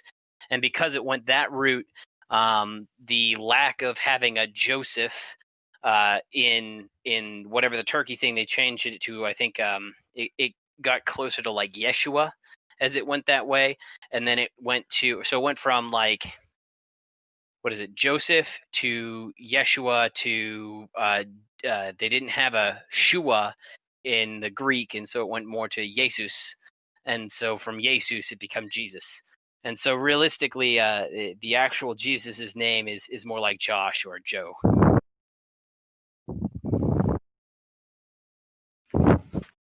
It's rather interesting. I love etymology. Yep, everybody's quiet. Okay, I'm back again. What happened? There was a food emergency. Yeah, a what? I heard beeping. There's a food emergency. Very quickly. A food emergency? Yeah, I was told there was one hot dog left. Uh-oh. Well, that is an emergency then. Isn't that unclean food? Hey, it came with a side of bacon, all right? Well, there you go. See, that means it's kosher. Shit you not. Got it right here. Very good. Oh, that's like double kosher. No, so I usually get boar's head because they're just beef. They're kosher. Oh, see, there you go. I haven't had a hot dog in a long time, and I also have zero desire to have a hot dog anytime soon. That's because you don't have trust in your fellow man, good sir. No, I have had some chorizo. I think it's because I know what they're made of, and I do trust my fellow man, because it's probably got some fellow man in there. This is why you buy boar's heads, so you know that the fellow man is low. I mean, there's at least a little bit of finger meat that you get every time you bite into a hot dog. This is actually a perfect segue into the next article I was wanting to go into. So there's a new plastic film wrap that's PVC. Okay, yeah. That's not new. Well, this one is. It inactivates coronavirus. Okay, hold on a moment. I gotta help you with this before we even get into anything special that they add. They did a good study on the kind of surfaces that this stuff will survive on. And one of those surfaces that it will not survive very long on is, say, a plastic surface exposed to oxygen and light. Right. And you want to know why that is? Because it's pretty much inert. And so there's no little nooks and crannies for it to hide in. Yeah. So it just basically is exposed to the elements. All that said, let's go ahead and dive in. Yeah. Okay. With all that being said, this has basically got... Nanox. Yeah, it's a micro silver, I guess you could say. Yeah, it's embedded into it. Micronized silver. It's the same stuff that they put on those wraps on everybody's door now. I am somewhat skeptical of it because it actually requires UV light in order for it to sanitize the material. It doesn't. I thought it did. Nope. No, it actually, just needs by nature oxygen. of its oxygen, and needs to be room temperature above. So the cool thing is, it's the same exact technology that's inside all those sheets that you don't have to wash so often, like hotel sheets, or like Now, the only reason you have to wash the hotel sheets as often as you do is because there are other things from people on them. Oh, yeah. I was gonna say if I found out my hotel did not wash my sheets, I would be, because I know what I do to those sheets, and I know what other people do to those sheets, and I'm at least as bad. That's why they still wash them.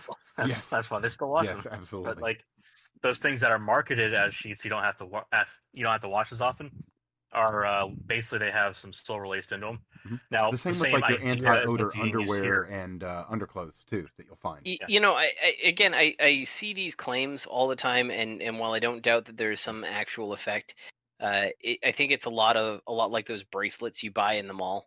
I don't think it's particularly strong. Now that ignores the thorium stuff, like not going with the thorium. We're not talking about thorium supplements here. Come on now. Or sorry, not supplements. Excuse me, thorium enemas. So we don't have to get thorium enemas. I know what he's talking about. It's different. No. Hold on. Thorium enemas? What's a thorium enema? That was a thing. Was it a thing? Once upon a time, yeah. Well, that's probably about the same time you could, brush radium on your teeth because you're getting your record player clean. Correct. No, so actually this is something that Craig posted on his Twitter, and it's probably the most involved I've actually looked at Craig's Twitter. If you those positive ion bracelets, first off, they're all lies. It's all lies. But some of them actually have thorium powder in there, and if you go through the thorium dioxide, thorium is a very low radioactive element. It doesn't have very high activity. It has a half-life of like 14 billion years. It's incredibly stable.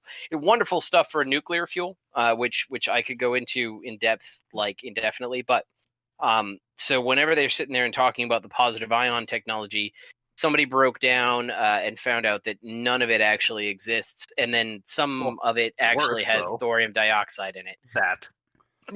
And they have most of it does not have sufficient thorium dioxide to seriously concern you. I think I actually ended up doing the calculations, and your dose that you get off of it is like nothing. It's like beyond that, it's a heavy metal, which you really shouldn't be around. Thorium's actually not that bad for you, right? So like the real when we start talking about like radionuclides and like what do we have to worry about? Well, I mean, as a heavy metal. Even so, there's not enough of it, and it's in the plastic, and you're not like I don't think that you should start eating these plastic bands, but it being on the surface of your skin's not going to have that much you don't effect. Give it to your kid to munch on when they're teething. Yes, that would be a bad idea. Keep in mind, we're talking about the people who would believe in ions coming out of a bracelet affecting them. I like to pretend those people don't exist. Sadly, I just told you that not only do they exist, they at least take care of other people's procreated offspring, if not procreate themselves. In which case, if those people do exist, I see this as nothing more as something to promote so that I can emphasize my genes in the overall gene pool through natural selection. You end up paying through taxes or other avenues for their fucking stupidity. Yeah, but no, so the thorium's actually not that bad. Like if you want to talk about like radionuclides that they could put in things that are actually like really scary, thorium's not that bad. You do actually. So if you're, it's in welding rods. That's where you get most of your thorium. Welding rods. Yep. And that's so you get like 800 millirem a year of internalized dose if you're in a welding shop. Internalized dose. Okay. Yeah. Well, I mean, it's the same thing. Dose is dose is dose. Well, yeah, dose is dose, but like, let's keep in mind it's primary beta emitter, right? No, it's a primary alpha emitter. Well, it's even better then. Your skin blocks it definitely. Right. So if you're not in a welding shop, you get zero dose from thorium all around you. But if you are at a welding shop, because you get these fine particulates into the air, you internalize it, you get like 800 millirem. Now, that's way below federal limits. But it is below federal limits. It is below federal limits, but it's on the high side. So federal limits are about 5 rem per year, and they're coming down. So the original values were close to 25 rem per year, and so 800 millirem is. Are you trying to tell me that there's 9 no lifetime out of 10 dose. doctors don't recommend Winston cigarettes? There are no lifetime limits right now. There is. So I want to comment on that, right? I think the ICRP. I think that's who it is. I have to double check. I think I have I have a card here. 1 second. There is a group that is proposing lifetime limits, but there are no federal lifetime limits. Well, see, you actually can tell me if this card's a piece of shit too, because this is a rad triage 50 card. Blah blah blah. Video, whatever the hell. 50 and 250 are yearly and lifetime, respectively. For what? Millisievert. I'd have to look that up. So sieverts are like, I think, 1,000 millirem. Yeah, somewhere. Most of the federal limits are in legacy units, so the sievert is a more recent unit. Well, there's a couple different units. One of them is the actual it's like the actual radiation count, and the other one is the actual biological absorption. Actually, I have the lecture open right now, oddly enough. So I will give you gray is going to be far different from say a REM. That kind of thing. Actually, you'd be surprised. So most of them have they're not radically different. I mean, a gray is, but it's not radically different. They're orders of magnitude. It's a gray is 1,000 REM kind of thing. One of the sets of units is about the dose delivered by a radionuclide, and the other one is about the dose received by a biological sample. Actually, there's a bunch of different things. So there is energy received, that is energy imparted on the actual thing, and that's typically done originally in ergs, which nobody knows what the fucking erg is. I don't know what an erg is, and I'm a nuclear engineer. I have zero idea. Don't ask me what an erg is. I will literally go to Wikipedia and tell you, because that's how much it matters in my daily context. And then you have your REM, and a REM is a rad, so to speak. So a rad is basically the amount, same kind of thing. It's ergs deposited in air. A REM is a rad, but it's ergs deposited to biological tissue. Then you have other units which are going to be based on the dose that's actually transmitted, or the energy that's lost as part of transmission, and the dose that's received. And then these things dive into some of your kermas and some of your other different calculations, which is really, really cool.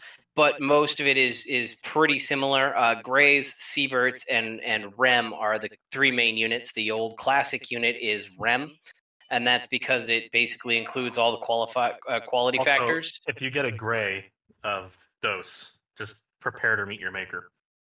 yeah. That's the one. That's the big unit. What is it? Gray is, I think, 1,000 REM or something like that. Oh, yeah.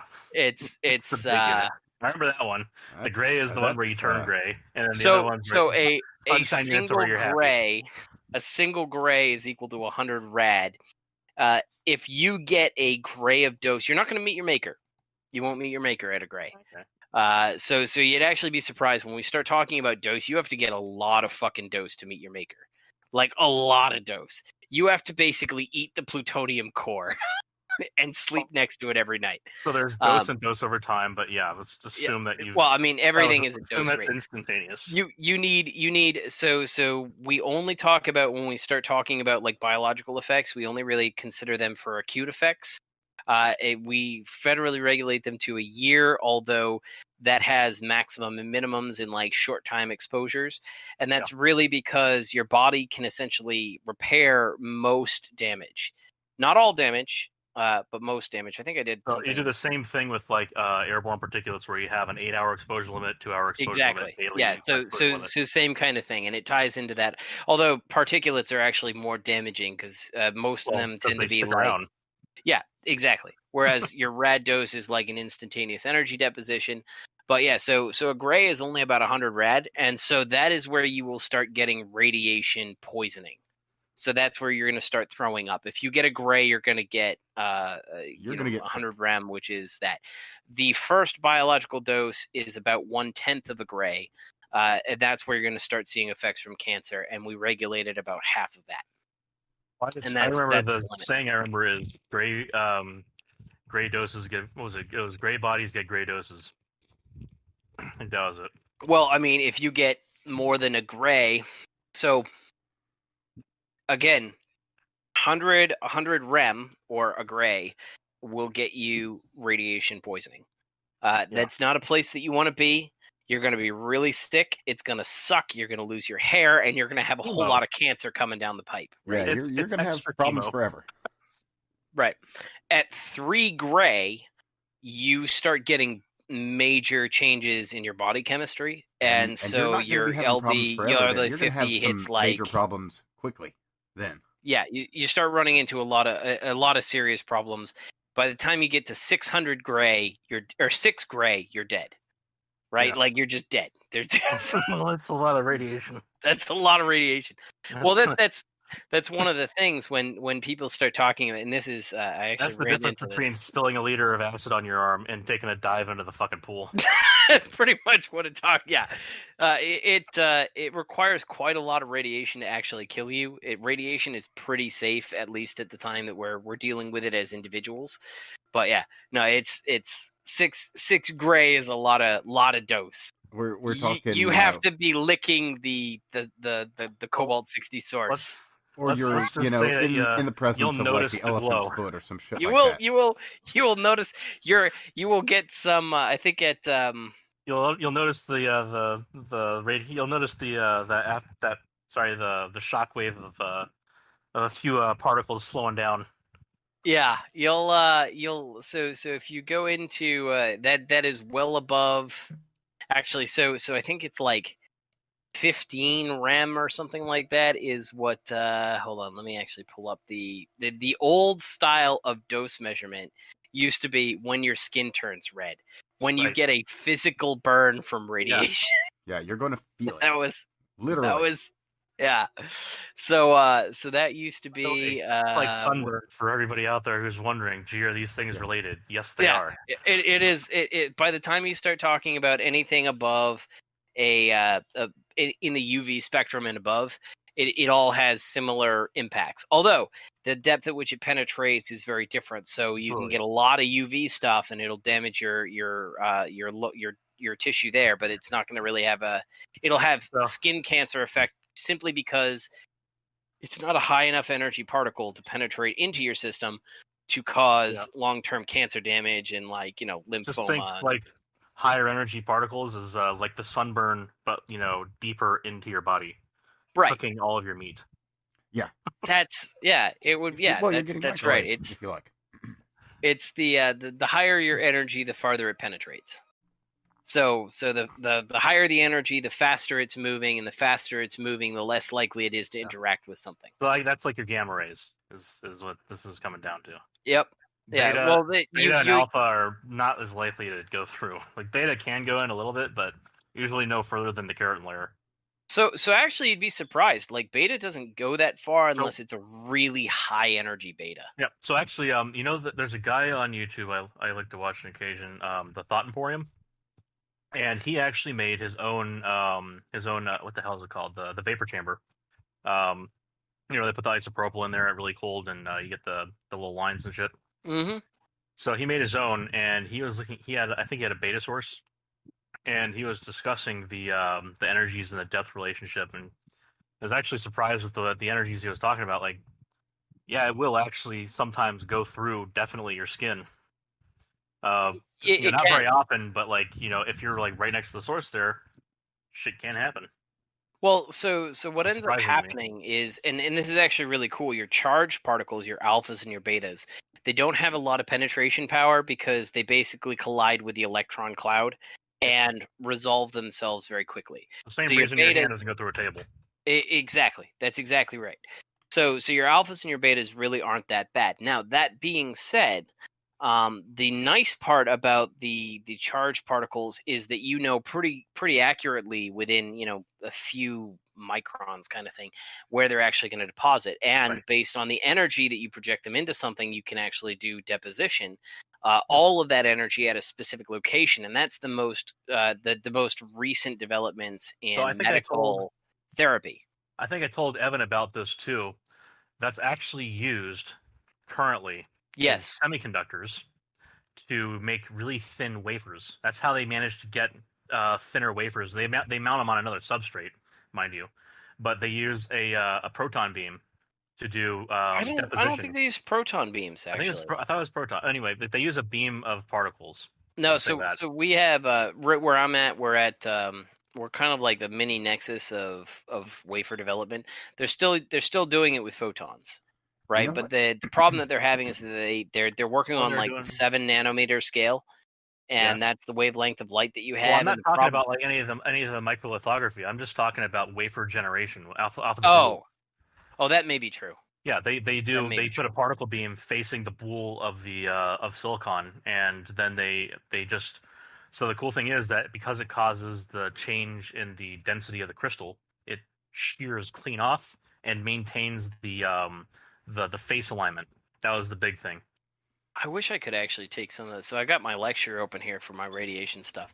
What people used to do for like with radiation control is absolutely stunning. They lived very short, happy lives. Hey, very short, happy lives. Money does not buy you happiness, but it can rent it.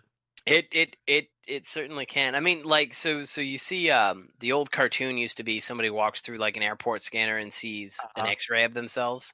That was actually something that was done for a long time, where they would have an X-ray generator, right? And you'd stand in front of this thing, and then you'd have a phosphorus film behind you, and the doctor would just stand behind the phosphorus film, so all y'all got all that dose, just straight on through the system. Oh, good times. No, that was amazing times. Those were the days when Fred and Barney told us what I would love to see it. Was. Although I my hands would be covering my balls on like both of them, and I would still know it has no effect. Yeah, I would be wary of a warm, tingly feeling. I would. Yeah, you won't feel a warm, tingly feeling. You'll just be like, I feel a little bit nauseous today. You mentioned cigarettes, I think. Oh yeah, and 9 out of 10 doctors recommend Winston. Uranium concentration in the tissue of the plant was, I believe, the reason for that.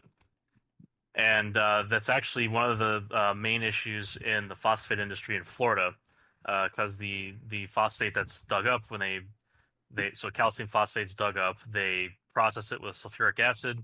They get all this calcium sulfate, which is typically what's used in drywall in your houses too. But they can't use it for that because it's got uranium in it, and enough of it to actually make the what they call sulfate stacks radioactive, like hot enough to not put a worker near them. Oh wow! Like not hot enough to be like a major hazard. You can just kind of leave them there, but hot enough where you can't have workers routinely working with them because they'll exceed the exposure limits.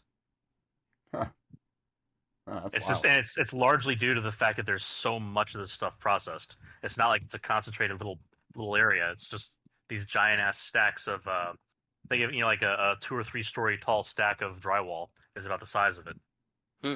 Huh. And they're just radioactive with uranium. Oh, that's wild. And uranium's actually not that bad in terms of like it's we have tighter limits on that for contamination. But... Well, it's worse than the transition metal chemistry for like U-238. Well, I mean, we don't really differentiate with transition chemistry U-238 and U-235. Well, no, they're similar, but the problem is that it lasts for longer and gets incorporated into more things in your body. Oh, that's true. Yeah, the actual like the main. If we're talking about like elements of concern, plutonium is really nasty stuff. Yeah. Right? That's the stuff. If you want to talk about how do I sit there and get lymphoma, or not lymphoma, what's the one where all your white blood cells are cancerous? Leukemia. Yeah. Ooh. Yeah. If you want leukemia, you want to eat the plutonium rod. Or strontium 90 or iodine 131 or whatever it is. Or americium. Americium will actually do it. So if you want to go take apart your smoke detector, you'll find a little thing of about 10 microcuries of americium. So just smash that and inhale it, and you can get the sympathy of all of your siblings. I mean, it won't last very long. It won't last very long at all. I mean, the sympathy might last a little while, but you're not going to notice it because you'll be dead. Yes. Well, not quite. It'll be a long, painful procedure of probably 2 to 3 years with lots of chemo and. But in the context of the sympathy, which might last about 3.5 years, let's be real here. You're not going to get all of it. No. You might not want to mention having done that, of course. You know, if you do want the sympathy. I believe very firmly in natural selection, and I am okay with people eliminating themselves as competitors to the gene pool. I see nothing wrong with it.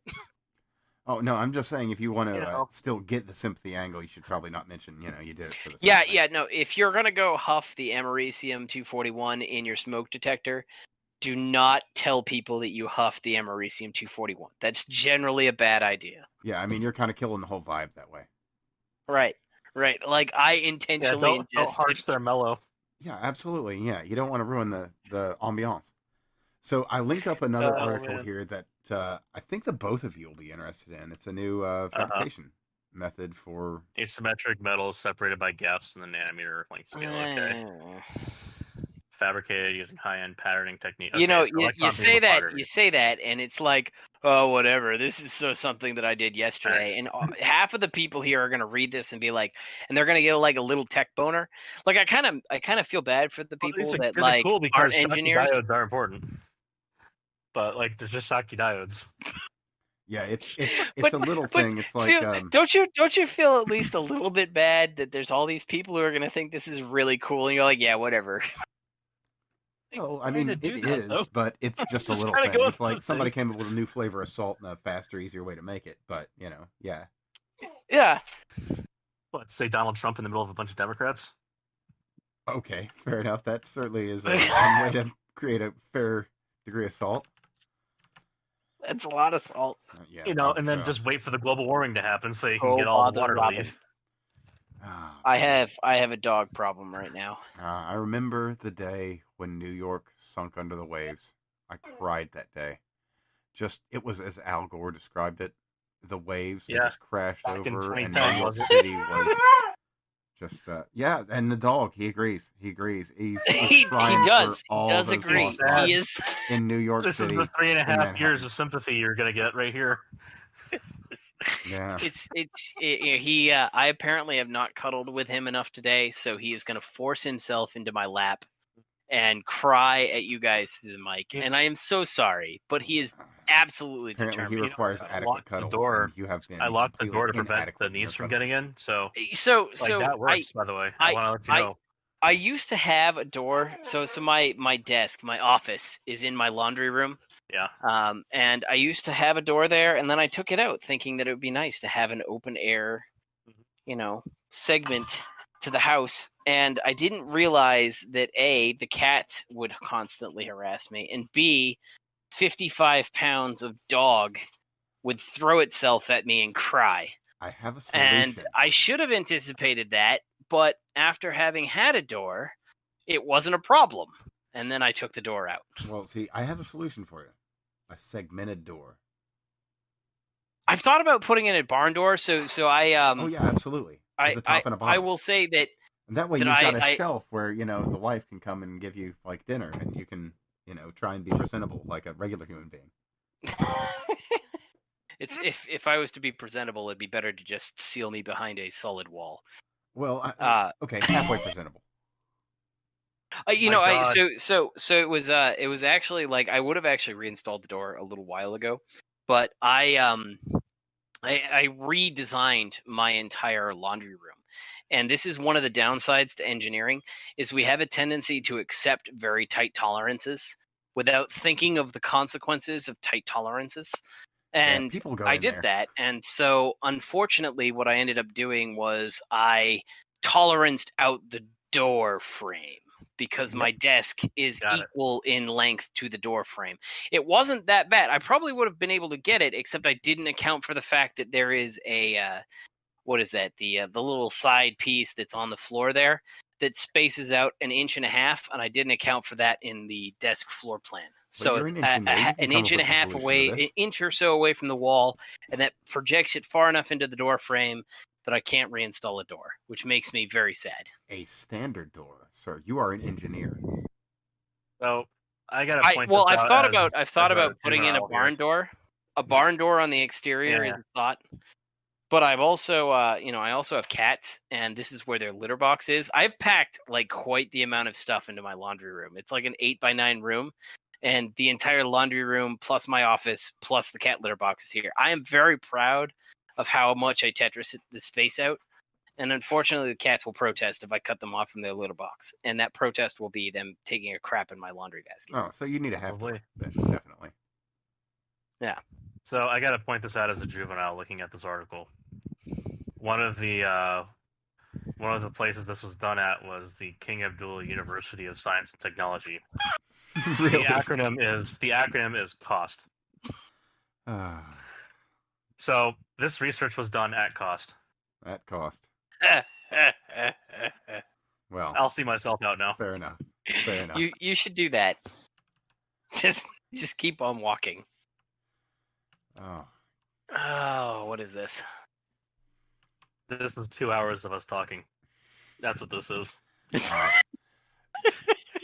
No, but to go into what this thing actually is, it's just a high-end component that's very common and just an easier, faster method of production.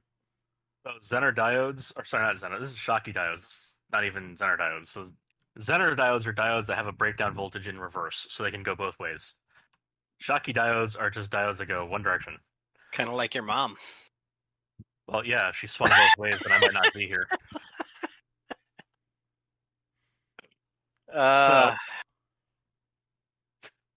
So, escaping my genealogy here, buddy. I am rolling my eyes so right they say asymmetric metals, blah blah blah. That's okay, and then gap in the nanometer length scale, okay. But okay, they basically use this really nifty patterning technique. So they use electron beam lithography, which again, common thing. But they used it on this bimetal system, and they used the asymmetric setup. So basically, the cool thing here is that you can do this electron beam lithography through two metal sheets and get things that are not the same shape vertically. You can penetrate one sheet differently than the other, I guess is what they're boasting about in this. Yeah, which is really cool. It looks like they've got a lot of precision in that as well. Yeah, and if they're doing that at nanometer scale, that's really good. Yeah, this goes back to like the same stuff that we kind of were talking about a little bit before with rad protection and alpha particles and beta particles and all the other stuff. So yeah, it's kind of cool, but a lot of these techniques are actually pretty well known at this point. Yeah. So all they're really doing is basically applying conventional technology to fabricate older conventional technology. So the really interesting part about this is that they have such tight control. So if we can think of when we talk about like the energies of things, and we talk about having good control on them, what I mean is it looks kind of like a Gaussian, like a normal distribution, like a bell curve for wherever you're going to put this energy inside of a sample. So the depth at which the energy is going to penetrate into the material is where. So we say the location of that depth is going to be like the peak of the bell curve, and the width of that bell curve is kind of the precision that you can make that cut or that deposition of energy. So the fact that they have such tight control on the beam energy that they can get like sub-nanometer or nanometer precision. Well, I guess just nanometer precision. Just nanometer. Yeah. Well, so the foil is really thin is the thing. They have like a nanometer gap in the foils. But I mean, at the same time, right? Like a very narrow distribution of energies that they had to achieve, which is impressive. That's pretty. Again, though, that's pretty standard, right? When we start talking about firing charged particles at a target, we can tune exactly how far they're going to collide in that target with a very small series of equations. It's not. They aren't really that difficult to do. It's the engineering aspect of things that really come in here, where you have to make sure that your input signal is very clean, and then remove as many other factors as possible. So, for instance, air motion, very obvious one, or having air present at all. Yeah, vacuum is probably. I mean, you could actually. So all you'd have to do is more important, I think, probably. All you'll end up having to do with air, right? Though, so this comes back to the charged particle accelerator. All you're going to end up having to do with air is just account for that mu.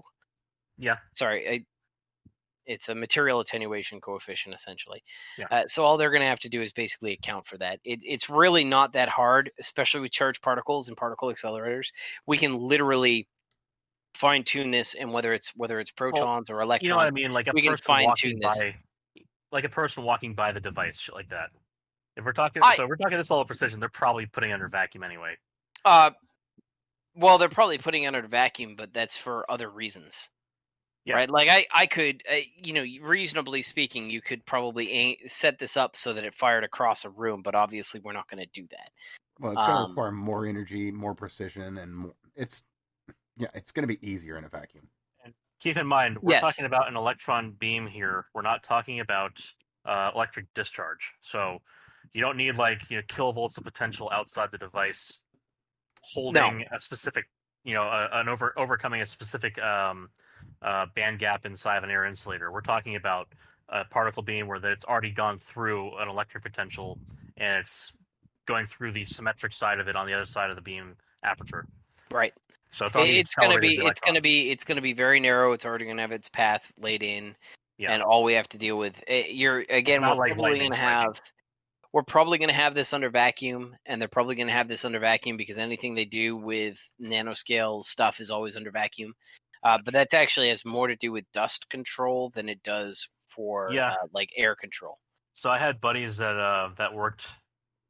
So they were like a year or two ahead of me in grad school. They worked in another guy's lab who did catalysis stuff, and so they're always doing the oxide hydride flip to check out how it's reacting and so on. Yep. Just so basically coating using a vacuum and heat to drive everything off of the catalyst, letting in enough oxygen to cover the surface in oxide, and then letting in enough hydrogen to cover the surface in hydrogen after it gets rid of all the oxygen. So oxide hydride flip, and you're just checking to see what the reactivity is for different species of hydrocarbons at that point. So that's all done under vacuum, and basically if any dust gets in there, your data is gone. Oh yeah, completely contaminated. So in the same way, if any dust gets into a process like this, typically, your product is gone. So right down the road from my house, we have Global Foundries, and that is anybody who knows microprocessors. That's where most of your chips are made, and that is all clean room stuff. I have a lot of friends who actually worked in that, who worked on those processes. And those clean rooms are managed to an absolute impressive degree. And the machines that they have are like $2 or $3 million machines. Yeah. And that's to, if you get any amount of dust in there, it'll plug it, and it's like a couple $100,000 worth of repairs that have to be done. It's crazy. Levels of precision that are really incalculable to a regular person's mind. Like you would have to you would have to understand higher levels of math to understand just how precise some of these machines can be, and have to be necessarily. Unless you're a climate scientist. Well, yeah, then you can just kind of wing it. Yeah. Fuck it. What's the SIG thing? We don't need error bars on the fucking plot. It'll work out. Error bars are the plot. Use a model. Error bars don't matter. Error bars don't matter, right? Because we have a all of our models agree. All of our models agree that something's going to happen. It doesn't matter what the real data says. Doesn't matter what they agree with besides each other, right? That's exactly right. They don't agree with reality, but that's okay. Yeah, reality. We just need to augment our temperature sensors. Were wrong. I think I even mentioned it before in a different episode, but I felt bad for my friend who was dealing with some of those climate evangelists on Twitter. All he wanted to know was why they don't report things in the absolute temperature. Why is it always a difference in temperature from a reference point? And the answer is because it's easier to talk about it. That's basically what it is. You could do it. You could do it with absolute temperatures, but they don't really mean a temperature you're going to experience outside anyway. So he's like, "Why is it always a difference?" Like, well, because it's more convenient. But other people are just just jumping in. It's like, well, why don't you believe in climate science? Like, fucking hell. So for folks who don't understand what Craig just said, the difference between absolute temperature and what they use, which is known as temperature anomalies. They already describe it as it's already baked into the cake that what you're observing is something different from absolute temperature, is that if you put it on an actual temperature scale, it would be like plus or minus, tenths of a degree in a scale that's got 200 some odd points. It would basically look like a straight line. Or like when I say absolute here, as a layperson he was speaking, he meant like, why isn't this like in Fahrenheit or degrees C? Right. Like just the way that you'd experience it on a fucking thermometer instead of anomalous behavior from some point in time. So what they do is they take an average of 30 years and they subtract that from the data, and then they plot that, and so it looks like there's this crazy high peak, which they actually adjust the X and their Y axis to scale however they want that peak to be presented, which is a whole separate issue. Well, in a paper, you're trying to emphasize a point you made in text. Yes. In a newspaper, you're trying to be a dick. Oh yeah, almost without fail. Especially today. That's actually probably the best phrasing I've ever heard of that problem. But basically what they do is the anomalies are they take an average of 30 years, they subtract that from the temperatures, so it looks like they have a 0 point, and then they can establish a trend line across that 0 point. And if anybody who's listening, right, if you want to actually understand why this pisses off folks like Craig and I, go get the book How to Lie with Statistics, because How to Lie with Statistics literally talks about this example where they basically subtract out the baseline, and that's what they end up doing. And so it looks like there's this like the stock market where you can look at it and you see these wild fluctuations in the news, but everyone who's reading stocks already knows from their context that they've taken away like the previous day's value. Yes. This is pretty similar to what's going on here, except that if you're a layperson looking at the stocks page, you go, well, what the fuck happened? Yes. The stock market just crashed, or holy shit, I should check my 401k and see if I can cash out. Right, but don't do it. In reality, it's minor changes. Unless, of course, you do something like me, where I play triple leverage stocks. There you go. Yeah. That doesn't sound Love like those percentages. Although I'm currently under, which really pisses me off. Somehow stocks keep going up, and I don't see any economic reason for them to do so. Well, that's because they're stocks. They're not economic. Well, so stocks and economics always have a general association. It's not exact. That's absolutely true. So I expect a correction, and I bet on the correction. And the correction hasn't happened, and I don't understand why. And it's been like 2 weeks now. Because the lockdowns themselves haven't ended. There's no time for the bubble to burst because there's no revenue being generated outside. Well, see, so that's part of the thing, right? So I'm expecting I'm in the inverse of oil right now and the inverse of biotech. And oddly enough, the inverse of biotech is actually not doing as badly as the inverse of oil. Oil prices are just like off the friggin' chart. And I don't understand why, because nobody's traveling. And you're like, where's the demand? They went through the floor before, and the speculators, which control the demand in the market, basically almost cut themselves out, pushing oil at people and paying them to take it. Yeah, that's why the oil price went under. All of that's true, right? But I'm now it's a recovery period when the demand is low. They're pulling in. I only deal with these things on like a week or 2 week basis typically. So when I'm sitting there and I'm talking about the reference point, my reference point is like 2 weeks ago. So when Pfizer released their, oh my God, we have a vaccine coming, right? Everything shot up. I sold out of everything that I was betting on the long term prospects of. I was very happy with that choice, and I went into things that I expected to correct. I expected to correct hard too. Right. So oil is one of those things I expect to correct, and the reason I expect to correct is because there is literally nothing different today than there was 2 weeks ago. Yeah, when we start talking about the vaccines are like 20 million for next year total. For the world. Here's what you forgot, though. It was just Thanksgiving, and soon it's going to be Christmas. Yeah, I don't give a shit if it's not enough volume to justify the price, it's certainly enough activity to justify the price. That's a possibility, but it's a bullshit post hoc rationalization. But I still think I'm not disagreeing with you, right? So I've thought about that. I think that it's still going to collapse after Thanksgiving, because for a little while. Now Andrew Cuomo has his week to declare why it is that nobody should travel to and from New York. I love that that's sticking.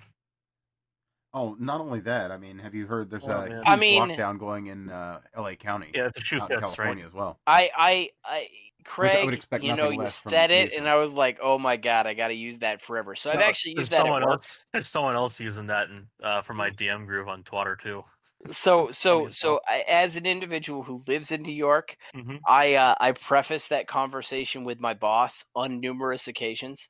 Okay. And even at a national lab in New York, we turn around and everybody's like, Andrew Cuomo, he's like, well, I guess that's really true when you consider we need papers and they targeted the Jews. Yeah, you think? Yeah. Now soon you'll get your COVID mark so that they'll know where you are. Just do me a favor and don't get on any trains, all right? Yeah, man, definitely. They're gonna tell you that work makes you free. Don't listen. If he comes in and says, "Hey, you've had a long day. Let's go get you a shower," pay away. Oh, that's terrible. And definitely don't go sleep in any bunks. You know, I luckily I'm above that point. I kind of feel bad for my fellow New Yorkers who are like all hoping something's gonna break their way, but it's not. It's not. Y'all are fucking screwed. Not with that guy in charge. Not with him and de Blasio fucking him over twice. I have heard. So I live in a red area, and I understand that most people don't understand that New York is mostly red. It's like 5 counties that make us blue. You know, it's like they're really annoying counties. Because that's when. Go ahead. I was gonna say it's like an extreme of Florida. Gainesville is like the liberal star of the South. You know, after that, you kind of you're not really in the South anymore, south of like Orlando, but if you look at it, imagine all that red shit around Gainesville as being like the rest of New York, and then New York City is like Gainesville. So the difference though, is that New York knows that it would have a literal revolution on its hands if it tried to sit there and operate the way Democrats wanted to operate. It's also got way more population. So there are taxes, right? And then there's the taxes that you pay for New York City and the 5 boroughs. Yeah, it's almost its own thing. They are run differently, and I'm okay with that. I'm not saying it's good, right? Anybody who wants to sit there and say that Steve said that taxes in New York are too good, they're not. They're not. We are overcharged. It is the vampire state, and that is just the way it is. Yeah, NYC is a fucking nightmare. I want never to go there. But New York City and the 5 boroughs, like there's the New York State tax code, and then there's what you have to pay if you live near New York City. Yeah. So New York City, we'll say pre-COVID at least, New York City is good to visit. It's just, I don't know if I'd ever want to like live in the same state, let alone near it. I visited New York City, and the only redeeming factor it has is in Times Square, there are girls, reasonably hot girls, that run around with makeup over their tits. And that is the only redeeming factor of New York City. The rest of it is a giant shithole that smells like pee. But there are naked girls with body paint on. And you should just go to a con then. You'll get both of those. Where? A con, Comic-Con, or some kind of thing like that. You'll get the smell of pee, and you'll have women. But see, I like the view from Comic-Con, but I don't like the body odor smell. And it's the same problem that I have with New York City. New York City smells like pee, but the view is fantastic. Well, let's put it like this. If pick like JFK or LaGuardia if you're going through there, and then just go and press your face against the window, but make sure you wipe it down first. And after. And after. And your own face. Generally, just wipe your face too. Yeah, maybe shower twice. Just not if anybody tells you where to go shower, because then you might not come out. I've been in JFK once. It's a really nice airport. Chicago, I think Chicago is actually one of my favorites. I've actually been through JFK and O'Hare, and I like O'Hare better. Yeah. Really? Yeah. I'd agree with that. Because O'Hare is actually pretty well organized, and you have the mass transit system that directly deposits itself into O'Hare, which is fantastic. Like Chicago is wonderful. I mean, Chicago is, well, they call it Chirac for a reason, but I mean, if you're staying in the civilized parts, it's not too bad. It really isn't. So like Chicago's a lovely city. I love Chicago. Personally, I prefer Seattle. Like if I had to pick my place to reside, it would be the Pacific Northwest. No, you wouldn't. That would just help you with that one. No, you wouldn't. I understand, but if I live in Washington and I buy my shit in Oregon, I pay no state taxes. That's pretty great. My brother lived in Seattle for a while, working at a big company out there, and it was nice to visit. I gotta say this. Yeah. The boardwalk area at the fish market is fucking awesome. It is pretty awesome. That's it. So I've been out to the Columbia River Gorge a bunch of times, and that is probably my favorite drive. The scenic area is great, but you have to live with being near Seattle.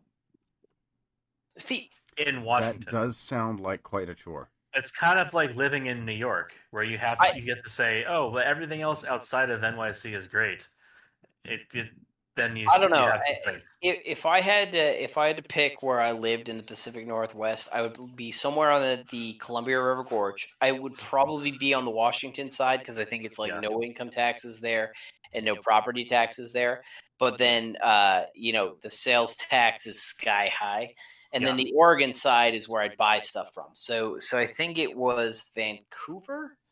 But basically, there was an Oregon State University. So what people would do for Oregon State University is they would set up their residence as a P.O. box in Oregon, right? Because that would give you the in-state tuition.